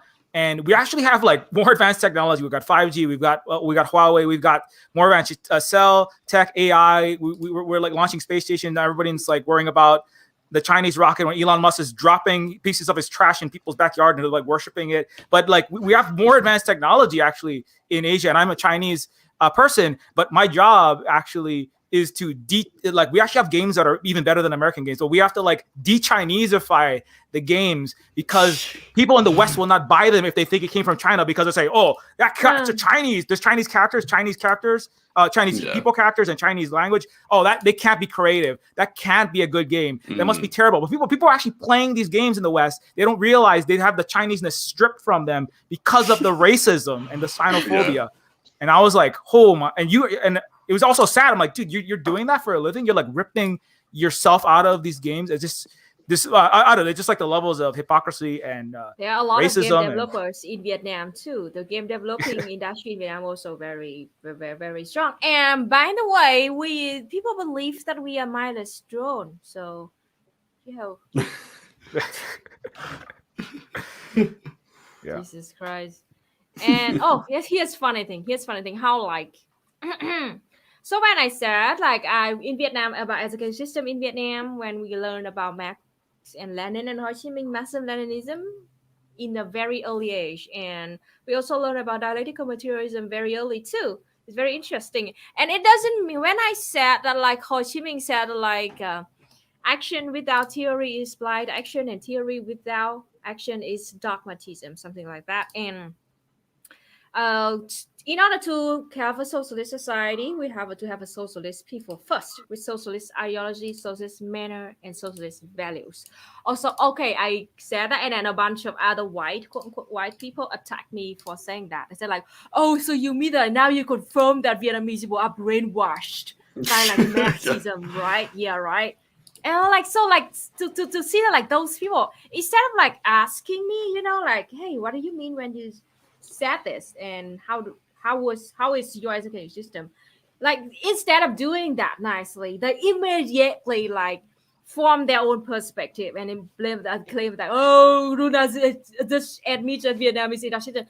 And by the way, those are leftists, not even like reactionary. If they are really reactionaries, I don't even care that much. But they call themselves fucking leftists. And the thing is different is, we learned Marxism-Leninism very early age, and we had to pass like 4 classes of Marxism if we want to graduate from university. But it doesn't mean that we are brainwashed. Actually, we've been taught how to think instead of what to think. We learn dialectical materialism, how to analyze, how to collect information and analyze it, and to have like conclusion that closest to the reality. And it is very important. So that is why, generally speaking, of course there are exceptions, but generally speaking, Vietnamese people, when we talk about like serious topics, especially like political topics, we are very nuanced. We don't like essentialize or demonize any other country. We talk about like history and evidence and what's going on here to have our closest conclusion to the actual situation. That we are very nuanced people, dialectical materialists. Meanwhile, in the West, like when I see like the anti-Asian crimes, anti-Asian hate and xenophobic and all kind of Uyghur stuff, like holy shit, a bunch of you don't investigate before you speak at all.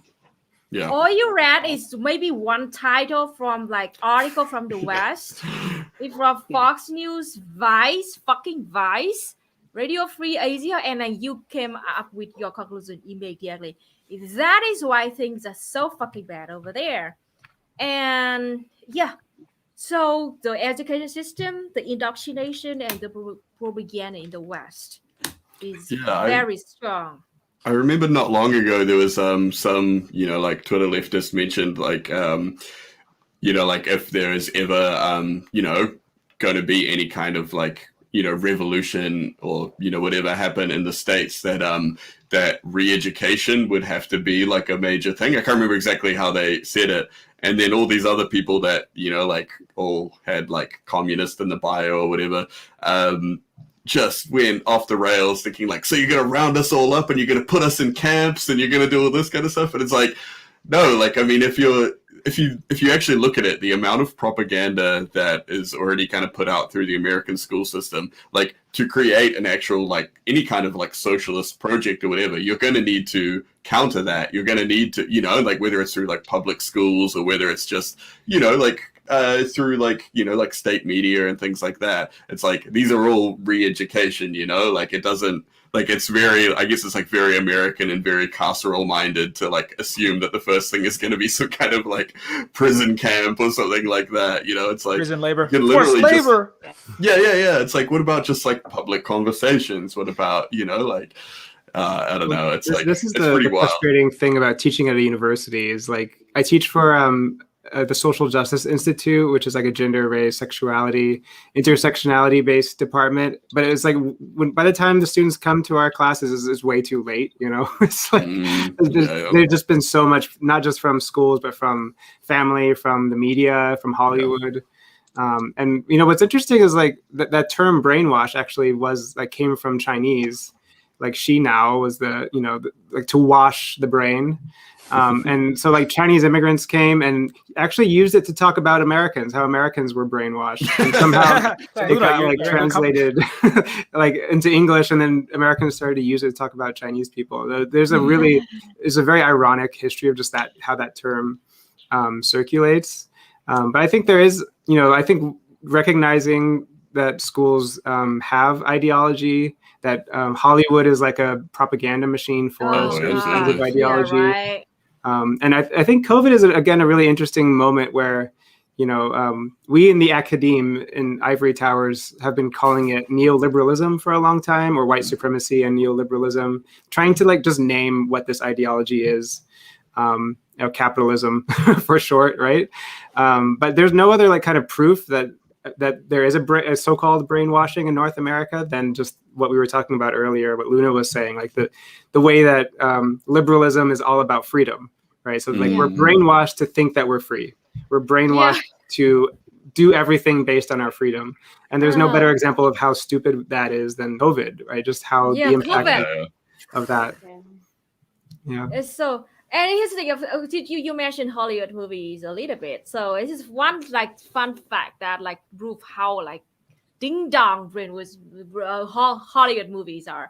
I remember there was one like Vietnam. I remember one Vietnam War movie from Hollywood, and there was a scene where like the Viet Cong, the VC, they shot down an American airplane, and then in the movie we just left the airplane to burn down, and then we left, something like that. Barbaric, yeah. But what in fact is Vietnam's gonna take the shit out of that airplane and recycle them all. We did not waste anything. And it's a movie just green like anti-imperial warfare. So like can't believe it. Yeah, I mean, speaking of that, like how was I correct me if I'm wrong, the Palau is that's near Marshall Islands, right? Is that's all in the Federated States of Micronesia?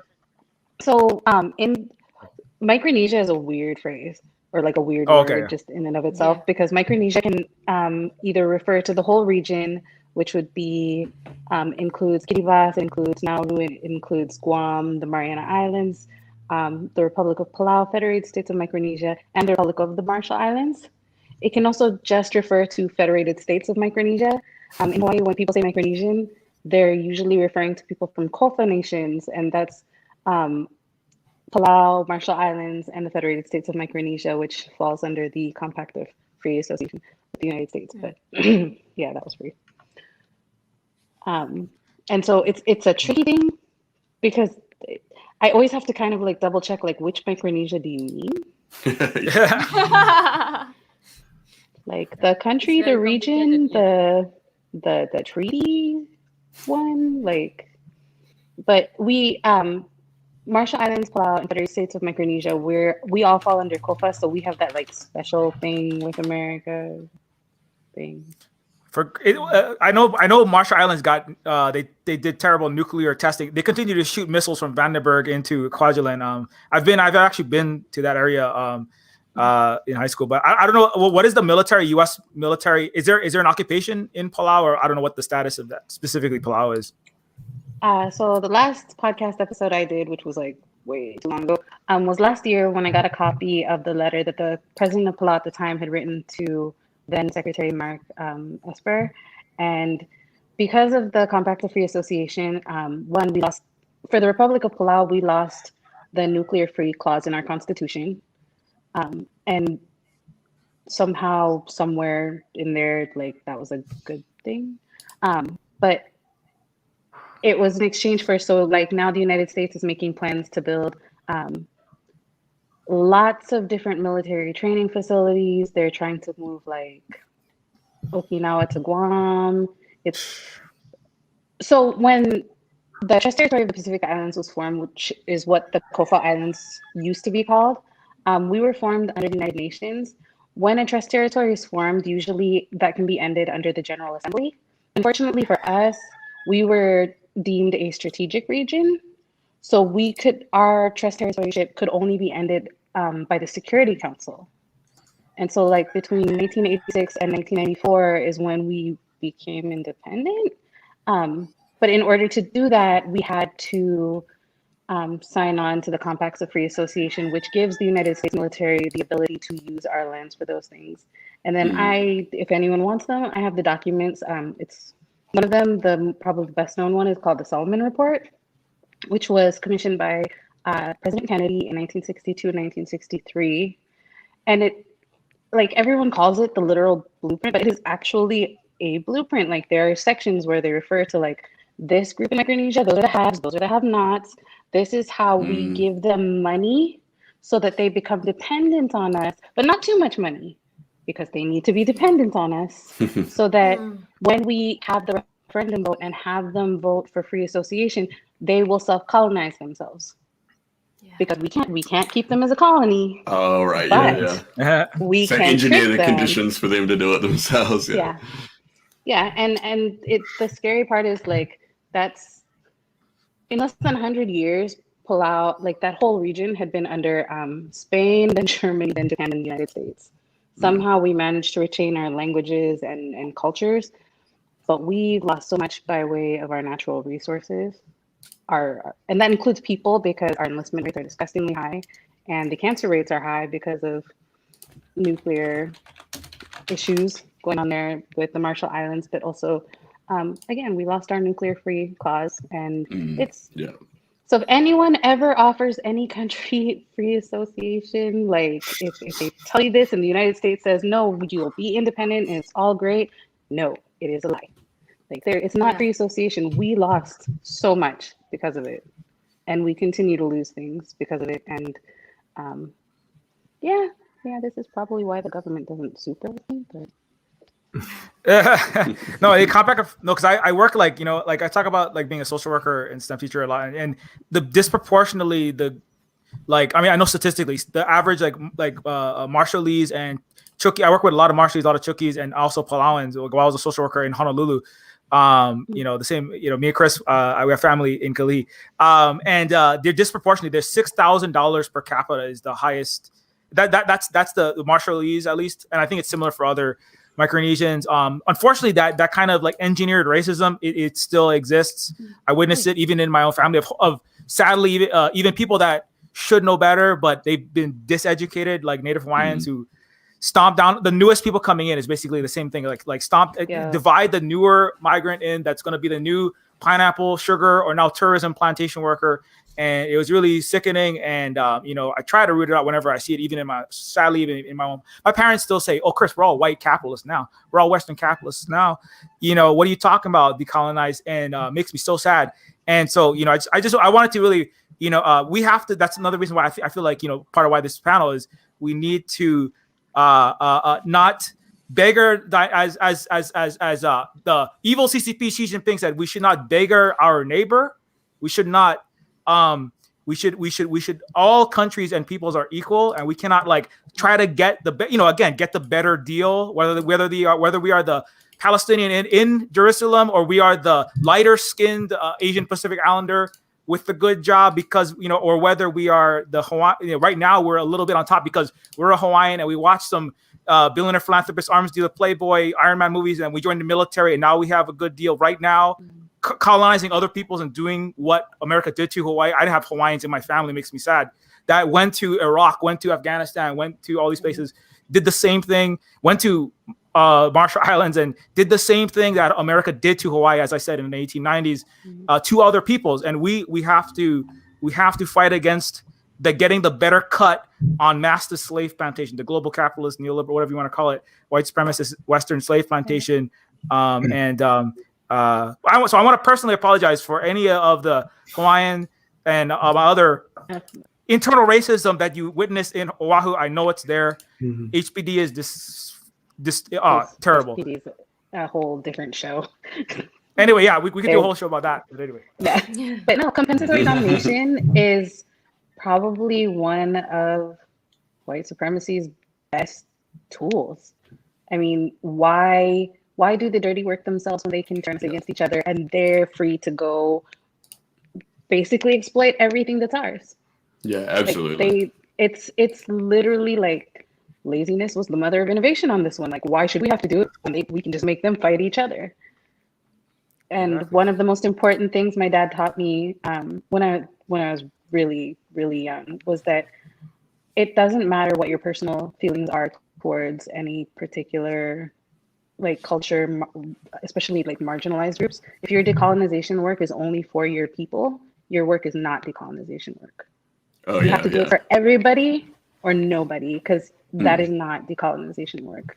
And so, it's my community hasn't always had the greatest encounters with other Pacific Islanders, but ultimately we are still fighting the same fights on different fronts, and it is in everybody's best interest to keep fighting those fights.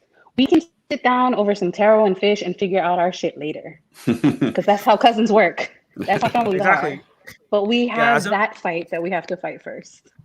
Yeah, I think it was Evo Morales' cousin with Hawaiians, the sweet potatoes that's in Hawaii. I believe it's Pacific Islanders that visited, but Evo Morales over there, indigenous peoples of Bolivia, with their revolutionary indigenous and worker-led party, said, if you aren't anti-imperialist, you are not revolutionary. If you're in it for yourself and your people, your class, your color, your nation, you're not in this. You're not in it in solid. You're not in it to win it for all of us. So yeah. Right. Absolutely. And here's the thing too. I as living in Vietnam right now, even though we won the Vietnam War, but imperialism, capitalism, colonialism never stopped. They constantly attacking Vietnam and try to intervene Vietnam too. And one of the reasons why Vietnam, the thing that's the biggest obstacle for Vietnam to work on our socialist path is actually imperialism in big countries like the US, because to us, they looking at us as in their hawk eyes, and if we do anything that they think that is endangering their position, they will punish us. They will set embargoes on and even 73 us. So here's the thing, that it is I urge everybody in the imperial core to raise class consciousness, to become revolutionists, to have your own revolution over there, because it is the only way that the best you can help us because what we want is to be left alone to build our country the path that we want. And if you really care about the world, you really care about the global south countries, please go dismantle your government first. And yeah, we can talk later. And this is my response to a lot of quote unquote leftists that all they do is criticize other poor and small countries. Like, oh, you're poor, you're communist, blah, blah, you cannot do this, you cannot do that. Like, hey, it's your imperial core stopping us Yeah. from like being what we want to be. So please do something if you truly care about us. Well, it is really eye-opening, I think, trying, when somebody from the US, especially from a marginalized identity, goes to those spaces and realizes, oh, there's all these Americans here and they all work for the military. Why are they here? Like, what's happening? And then they are kind of compelled to look at things like the fact that there's 800 military bases around the world. From the US, some of them basically like huge, like little America spaces. Some of them small, but very associated with like sex work and things like that, and poverty in those spaces. And so I think a lot of Americans don't know that. Like most Americans, when I was teaching in America, didn't know that there was a Philippine-American War, that they colonized the Philippines for almost 50 years. No, people do not know about it. Still to this day, it's still a complete shock to most people. I would say like 1 out of every like 20 or 30 people in my classes at University of Washington when I was teaching there would know that even existed, let alone the history of it. So there's just a lot of eye-opening. I feel like this channel and similar work and work in games that like Silver Spook and other people are doing is really important because games are just so interesting. They circulate in really different ways. Yeah, see, I get this every time I start talking about it. Well, even in Vietnam, we learned it. We studied about it. Yeah. Like, holy shit. No, like I said, sorry, it would be amazing if America had an education system someday. I mean, call me when you have one, Teach anything that matters other than how to make Tomahawk missiles. I actually first learned about it when I lived in South Korea. I was teaching English there for a year. And South Koreans knew about it and I didn't. And I was like, what? I'm Filipino. Yeah, that's when it first really started to hit me that I was brainwashed. But yeah, I think as game designers and journalists and so on, and people with presence, like you have to remember that like Death of a Nation, like the super racist film was screened at the White House, right? That there's so much like propaganda and collaboration with Hollywood. Games, of course, have a lot of that, but there's also games from all over the world that people play, often not knowing or caring where they're from. And I feel like there's a large potential there to actually undo some of that brainwashing that we've been calling it. Yeah, like a lot of that like kind of education system kind of like brainwashing or whatever, it's not just the way they teach events, like it's not just like the lens that they view the Vietnam War through or something like that, but also what they choose not to teach as well. Like you say you didn't learn about certain things. Like we have only just recently decided in New Zealand that we're going to actually work the what they call like the New Zealand Wars or the Land Wars and stuff into our history curriculum. Like all throughout school, we never learned anything about I guess the wars between Pākehā and Maori that kind of defined what New Zealand became. Like we would spend months learning about like American history or Russian history and all these kind of things. And it's weird because like I knew a lot of these stories from my family, like I have like cousins and stuff. We would go up north and my cousins would be like pointing out like, okay, so this is where, like so-and-so had his stand against these guys, or this is like, there was a village here, but it was burned down, or like, like we had like a meeting house here, but they shot it with cannons and, all this kind of thing. Like, and like, there's like really, really intense history of warfare, especially around the northern section of the North Island. And, then that goes into all like the, like land confiscations and all that kind of stuff. And it's just like, it's weird knowing that, like there's all this information, all this history that you just never learn. Like no one teaches you about it, or like no one even, like it's not even a footnote unless you have a particularly good, I would say like progressive, or like a teacher that might be Maori, or like, like have some kind of sympathies or something like that would go out of their way to teach it. But yeah, it's wild. Like I came out of things like I remember learning about like the Trail of Tears and stuff in history and social studies classes, and it's like really weird because it's like, okay, yeah, that's like a horrific thing that happened over there, and it's like it's good to learn about that kind of stuff. But we had like multiple things just like that over here that, you know, the majority of students would never know anything about, you know, like they wouldn't know that that stuff was happening right here as well, which is I think is like just as, I guess, kind of nefarious or whatever, you know, like just I guess like whitewashing over the history to think, you know, it's like this like Thanksgiving kind of thing, like, oh, the settlers showed up and everyone just kind of like yeah, and everyone like shook hands and they had a big meal and like, you know, and everything was fine, and you know, they solved racism. A massacre, a mass murder. Yeah, exactly, right. Into a fucking Thanksgiving. Like as I said many times in my streams, like, if you're Americans and you don't think that you're brainwashed and indoctrinated, let me ask you one question. What did they teach you about Thanksgiving? Yeah. Seriously. We had some turkey. Here in Portland. By the way, like, land back. Yeah. Like Oregon State, like here in Portland, I attended Portland public schools up until high school.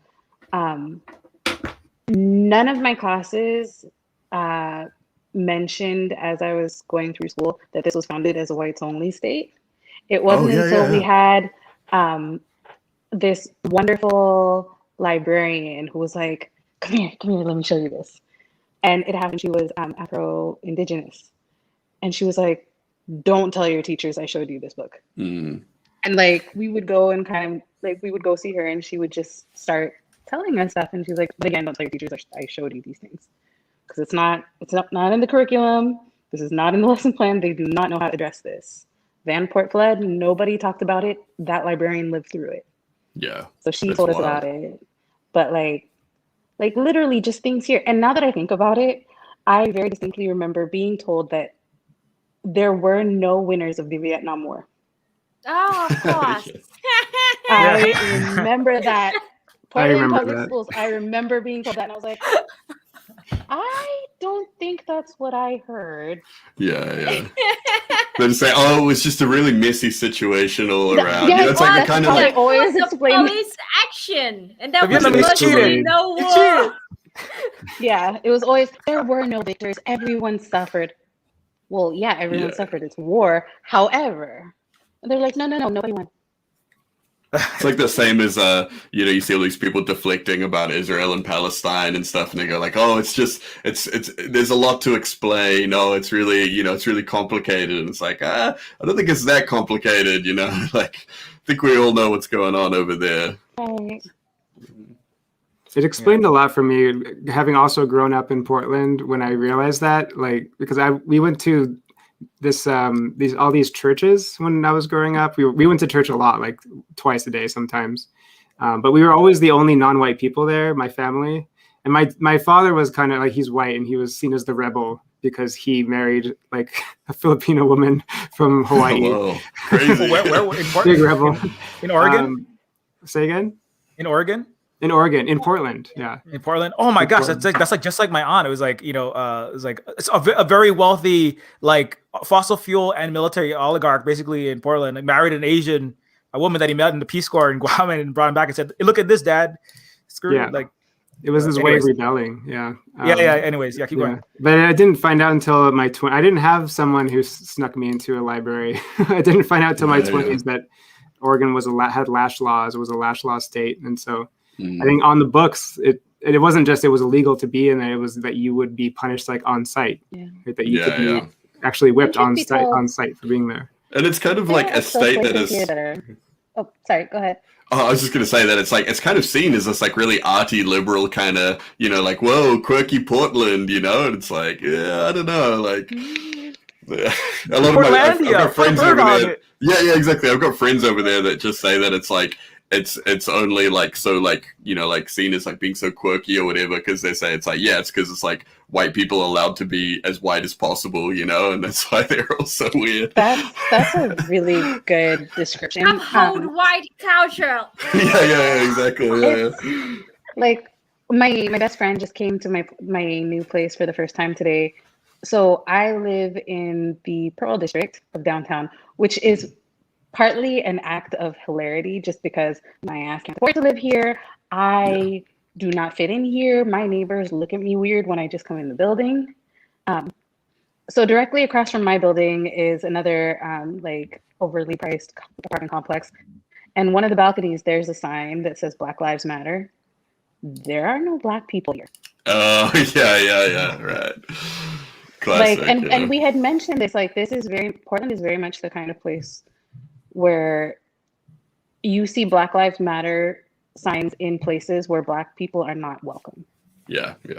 We have similar stuff down here, like you get like all the like government institutions, especially like the work and income kind of, like the welfare officers or whatever, that will like call all their meeting rooms, like, name them all after like it'll be like different native birds, like all their Maori names, and there'll be like a big saying on the side of the wall, and it'll be like, what is, like, in Maori, but it'll be like, what is most important, the people, and all this shit about like, but all in like Maori and like all covered and all this kind of shit like that. And it's like, oh yeah, this is a building where you go when they like, like they cut off your power, or they like, the state steals your children, like, and it's like, what the fuck is this shit? Like, this is important, like this is offensive that they would like, like cover these institutions with our kind of like, like our language and our culture, like that's how you do it. You put a LGBTQ plus a Black Lives Matter on the side of your Tomahawk missile, and then it's okay. Stop Asian hate on the side of your drone strike, and then it's fine. Yeah. We support you. Just paint bombs like 7 colors. Yay! And then rainbow bombs. There's this big company out of Vancouver you probably might have heard of called Lululemon that does a lot of yoga wear. But the guy who made it is like super racist against Asians. Yeah. But he named it Lululemon because he thought it would be hard for Japanese people to say. And when that came out, like people were like, yeah, that is kind of funny. And I'm like, that's super racist. But now you go to a Lululemon and they never changed their name. Like that's the reason they have that name is literally because it's racist. And there's a big Stop Asian Hate sign on Lululemon like named because they're racist. And it was just like, it's the most ironic. It's just a throwing in your face how vapid, capitalism is. Yeah. Speaking of, go ahead. I want to say Portland is also the hometown of Andy Ngo, a Vietnamese American. That man tried to get me doxxed. I cannot stand that man. Is he still talking in that fake British accent? Is he still doing that? That was pretty cool. Oh, I love seeing that. We Vietnamese suspect that he was the descendant of the Ngo family of the Ngo Dinh Diem, the fastest president of Vietnam in the 50s. Yeah, they're the same. Like, what coincidence is that? The same family name, and now he's fucking living in the USA, being a fucking fascist and communist. Now all he is doing is trying to dox all Antifa and protesters and BLM protesters. Yeah, he's a real piece of shit. It's such a pain in my ass for like weeks. He's an asshole. Like so ashamed to be like say Vietnamese with him. Like Jesus Christ. Yeah, it's wild. I've seen stuff come out over the years about him, and like some like messages that he sent people, and he's like obviously a dude that is full of like a lot of weird self-hate and internalized kind of bullshit. And it's like like I really feel sorry for him in that way, but also like like fuck that guy 100%. Like everyone's got some shit they're working through, and no one else is supplying kill lists to fucking Adam Waffen. So Oh my god! Actually, there is. Speaking of that, this is kind of. There was one other person that I was gonna bring on. I believe like Nguyen. That's how you pronounce your name. Nguyen. Yeah. Because there was another person that was like that was Vietnamese, but from like Michigan. And I just know. I think that's like Luna. If I'm not mistaken, right? It's Luna Nguyen. Is that how you say it? I'm probably pronouncing it. It's the real one is Nguyen. You can say like we know Nguyen or something, but it's Nguyen. It's creaky tone. Yeah. Oh, I see. Yeah. I don't know why I answered that question when Luna said it. My students ask me that all the time, so I just have. Yeah, because it was like The name is like, but their name is like, because like in America, like nobody could pronounce it. So they like, is it Nuggins? And so like that's her Twitter name is Nuggins. Nuggets. I know that pain of having your name butchered on a record. I bet, yeah. You can see mine. Like it has always been a good time. Yeah. I actually for the longest time got Oompa Loompa. Oh no. It my God, does not that's so help that I am very short. Oh. So it's just like, no, I'll own it. Sure, why not? Yeah, we get like, because there's like so many place names over here in Maori, and then you get people that have just been mispronouncing them forever. So if you ask someone like directions to a place and you pronounce it right, like 90% of the time they don't know where you're talking about. So you have to like mispronounce it, and then like it's fucking wild.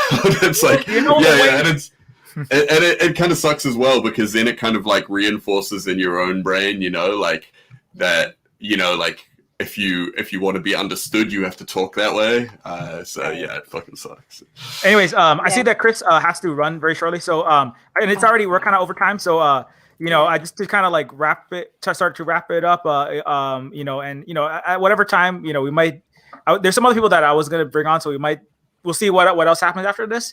But just to kind of bring it back to games and such, because I know Kavika Chris is has a very cool game. I've watched your entire talk. I have not played the entire game yet, but for anti-imperialist, anti-capitalist, anti-racist games made by Asian and Pacific Islanders, there's at least three. I'm thinking off the top of my head. One of them is obviously like Neofeud is my Native Hawaiian ghettoized social worker cyberpunk lens into being a member of a U.S. colony and trying to do the best to help other folks out to survive. But also speaking of pronunciation, Umurangi Generation.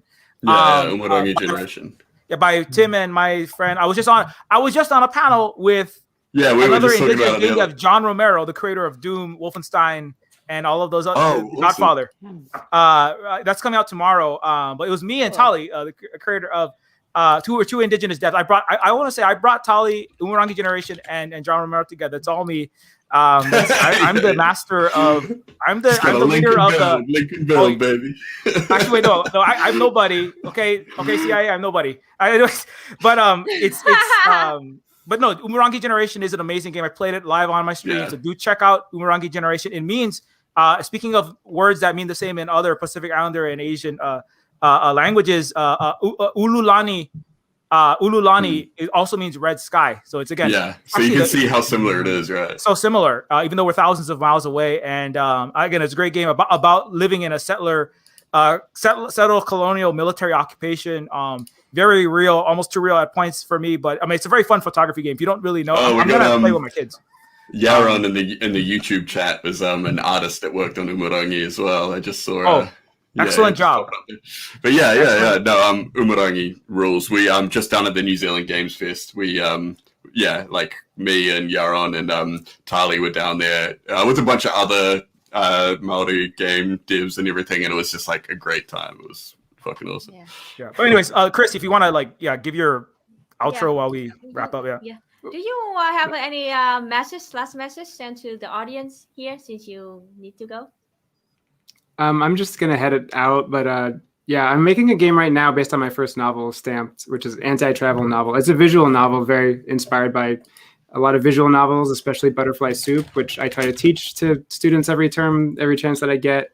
I also try to teach Elizabeth Pinsari's work, especially When Rivers Were Trails, which is a kind of take on the Oregon Trail game, which I also played in Portland when I was a kid because it was a part of our white history.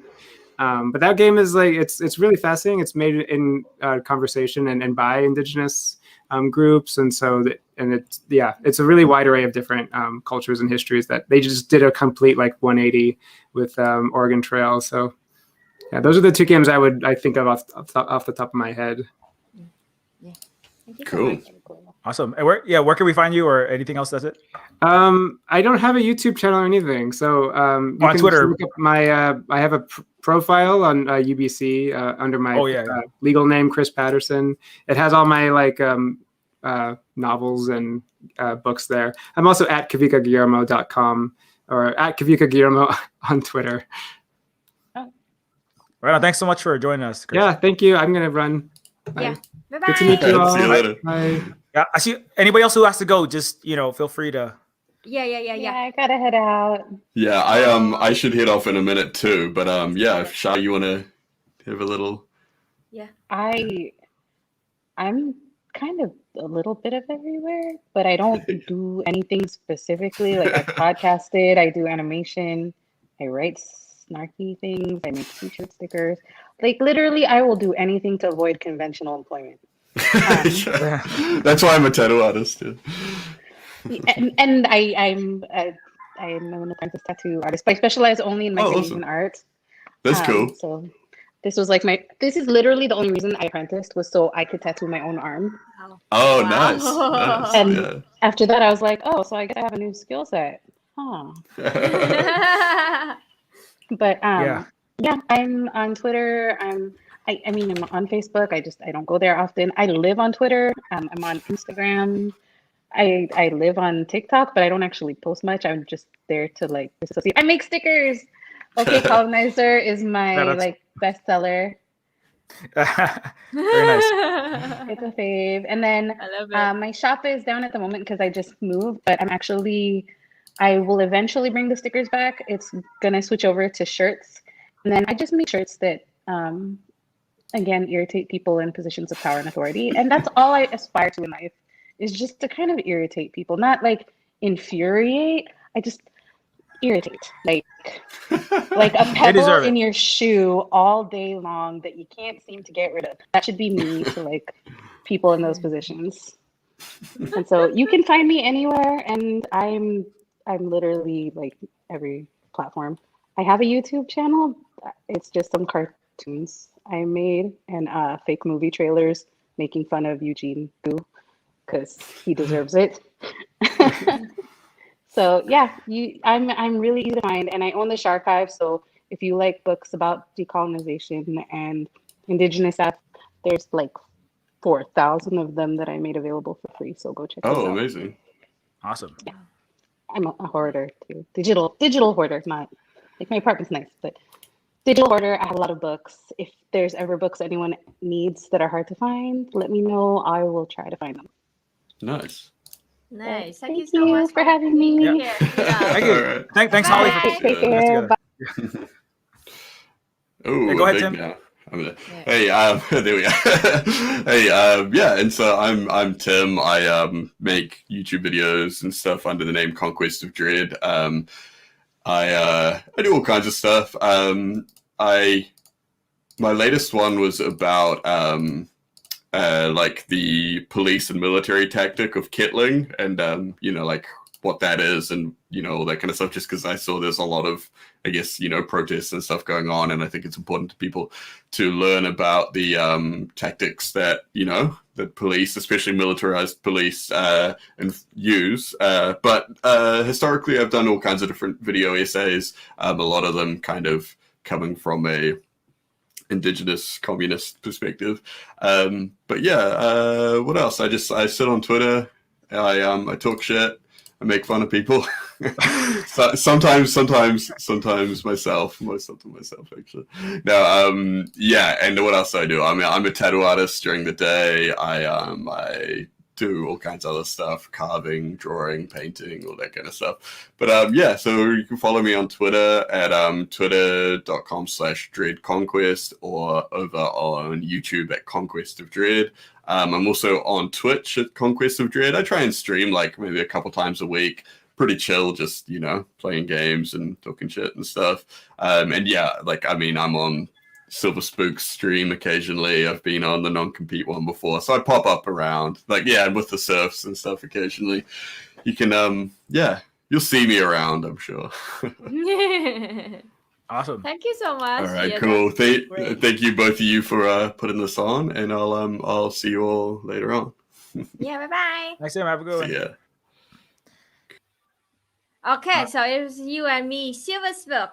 Now, what do you want to do rant before we end our stream about? What do you want to rant about?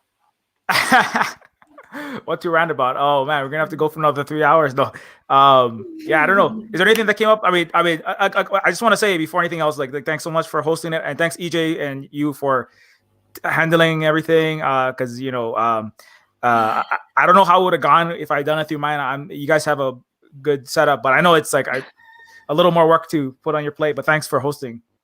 No, thank you so much. I'm so sorry that I was like about 15 minutes late because even though we have a whole stream room, but things can go wrong anytime. Thank you so much for putting this up together to have this stream. Thank you so much for doing that, and it's a great conversation. But see you. Yeah. Bye. What's that? Yes, I just want to say like thank you to the audience and thank you to you to bring us up. We have a discussion. Yeah. No, I really I was it was AAPI month, and I was just like, I was not seeing a lot. I was not seeing like it is important for Asian because it stands for Asian American and Pacific Islanders, and we've already talked about how that's like not so great that it's all lumped together. But also it's like, but what about like I often bring up, like we need to hear not just the Western voices, and not to say there's something wrong with Asian Americans, but I wanted to have like, I'm glad that you came on for this because it's important for people to hear the voices of people, not just people inside of the imperial metropole and inside of the West, inside of the major developed Western countries, but also the people outside, and for them to, even for just the Asians in America and in Canada and Pacific Islanders and other peoples, to hear what their people in the diaspora, to hear what it's like in their home countries, and that some of them don't even realize like that parts of Vietnam and China and these other places are actually doing better than they thought, and a lot of what they have heard is propaganda. And also for a lot of people particularly in the West, of course, every time like one of us goes on a rant, I'm like, whenever you go on a rant, I'm like, oh yeah, exactly. It gives me life because I'm like, oh my God, these Western left is so frustrating, or Western anyone so frustrating, right? And so it really it's good for us to hear, but it's also like for people that are in the West, like to hear that, like to actually hear, if there's one thing I want anybody to be left with is if you are going to organize panels for this month, or if you're going to talk and listen and be in discussions, which we need to continue to have around these topics of all, as I said, all people, all of our planet, all of Gaia, or all of the Aina, that's what Hawaiians call it, our mother. When we're listening across the earth, like we have to make sure we're really listening to the people, like not just say like I support the people of X country to overthrow X government, or I don't support the government, I don't support this and this and that, but I support the people. But you haven't actually listened to the people. That's why if there's one panel that I can recommend outside of, I'm not gonna, my game's Neofeud, obviously, about my experiences. I've said it several times. It's on the wall there. I stream. You know me probably if you watch the Non-Compete or Luna channels. I do a Twitch, I do YouTube, etc. I'm on Twitter, Silver Spook Games and Silver Spook Guy. And I do a lot of activism and talking, and not as good. Most of my time I spent making video games, cyberpunk video games. But if there's one thing there was a great panel in recently, Yellow Peril, Red Scare, where you have a lot of people, Vietnamese, Danny Haifong, who has been on your channel, was in that one, and Chinese people from China and inside of the United States, speaking about their takes on China, and the West and what they need, and where they're coming from, and you asked recently the Washington Post put out a study that 98%, there is a 98% approval rating. This is done by the Washington Post. This is the Imperial Metropole's, magazine. This is like Radio Free America, right? This is the U.S. Empire's a magazine, right? Washington Post at 98% approval rating of the people of China, of the government there. And so it is hypocritical. It is not dialectical to not investigate what those people think, and not just them, any other people's. And I really recommend the Yellow Peril Rescue because that's a place that a lot of people I didn't know a lot, and then I watched that panel, and because and as a native Hawaiian, and I know I said this on your stream last time, but I want to say it again because Asia right now is such a major target. Even what's happening in Palestine right now is really, what is it about? So it's stopping Belt and Road. It's about stopping the connection of Asia, Russia, through Africa, and the militarization of Hawaii. As I said, as I started, right, the same planes that bomb our mountain, poison our water. 180 million gallons of U.S. military diesel is currently, like, sadly, 1,000 gallons just leaked like last week. It's disgusting. It's poisoning my family. It's killing us. They charge $500 a month for a family of 4 to have drinkable water because of the U.S. military. That same military is going to Afghanistan. They're not leaving. They're still there. And we need to really listen, particularly across to Asia. And in the Pacific is a stomping stone. They stomp on us to get to Asia, to colonize and to stop us from uniting as they had on the plantation.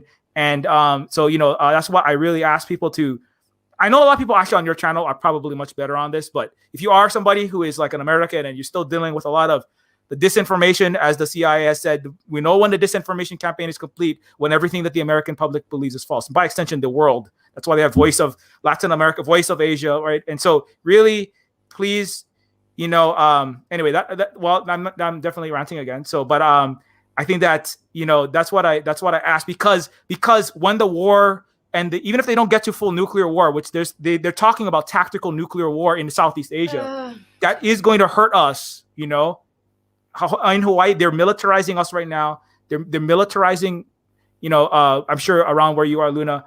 And anyway, I've been talking a lot, so I'll let you. Oh, no, it's good. Yeah, thank you so much. It's a lot of information over there. And yes, the amount of like propaganda, anti-Asian propaganda is crazy. And just look at how like all the stuff is going on, especially China stuff. Like here's the thing. It's very fishy.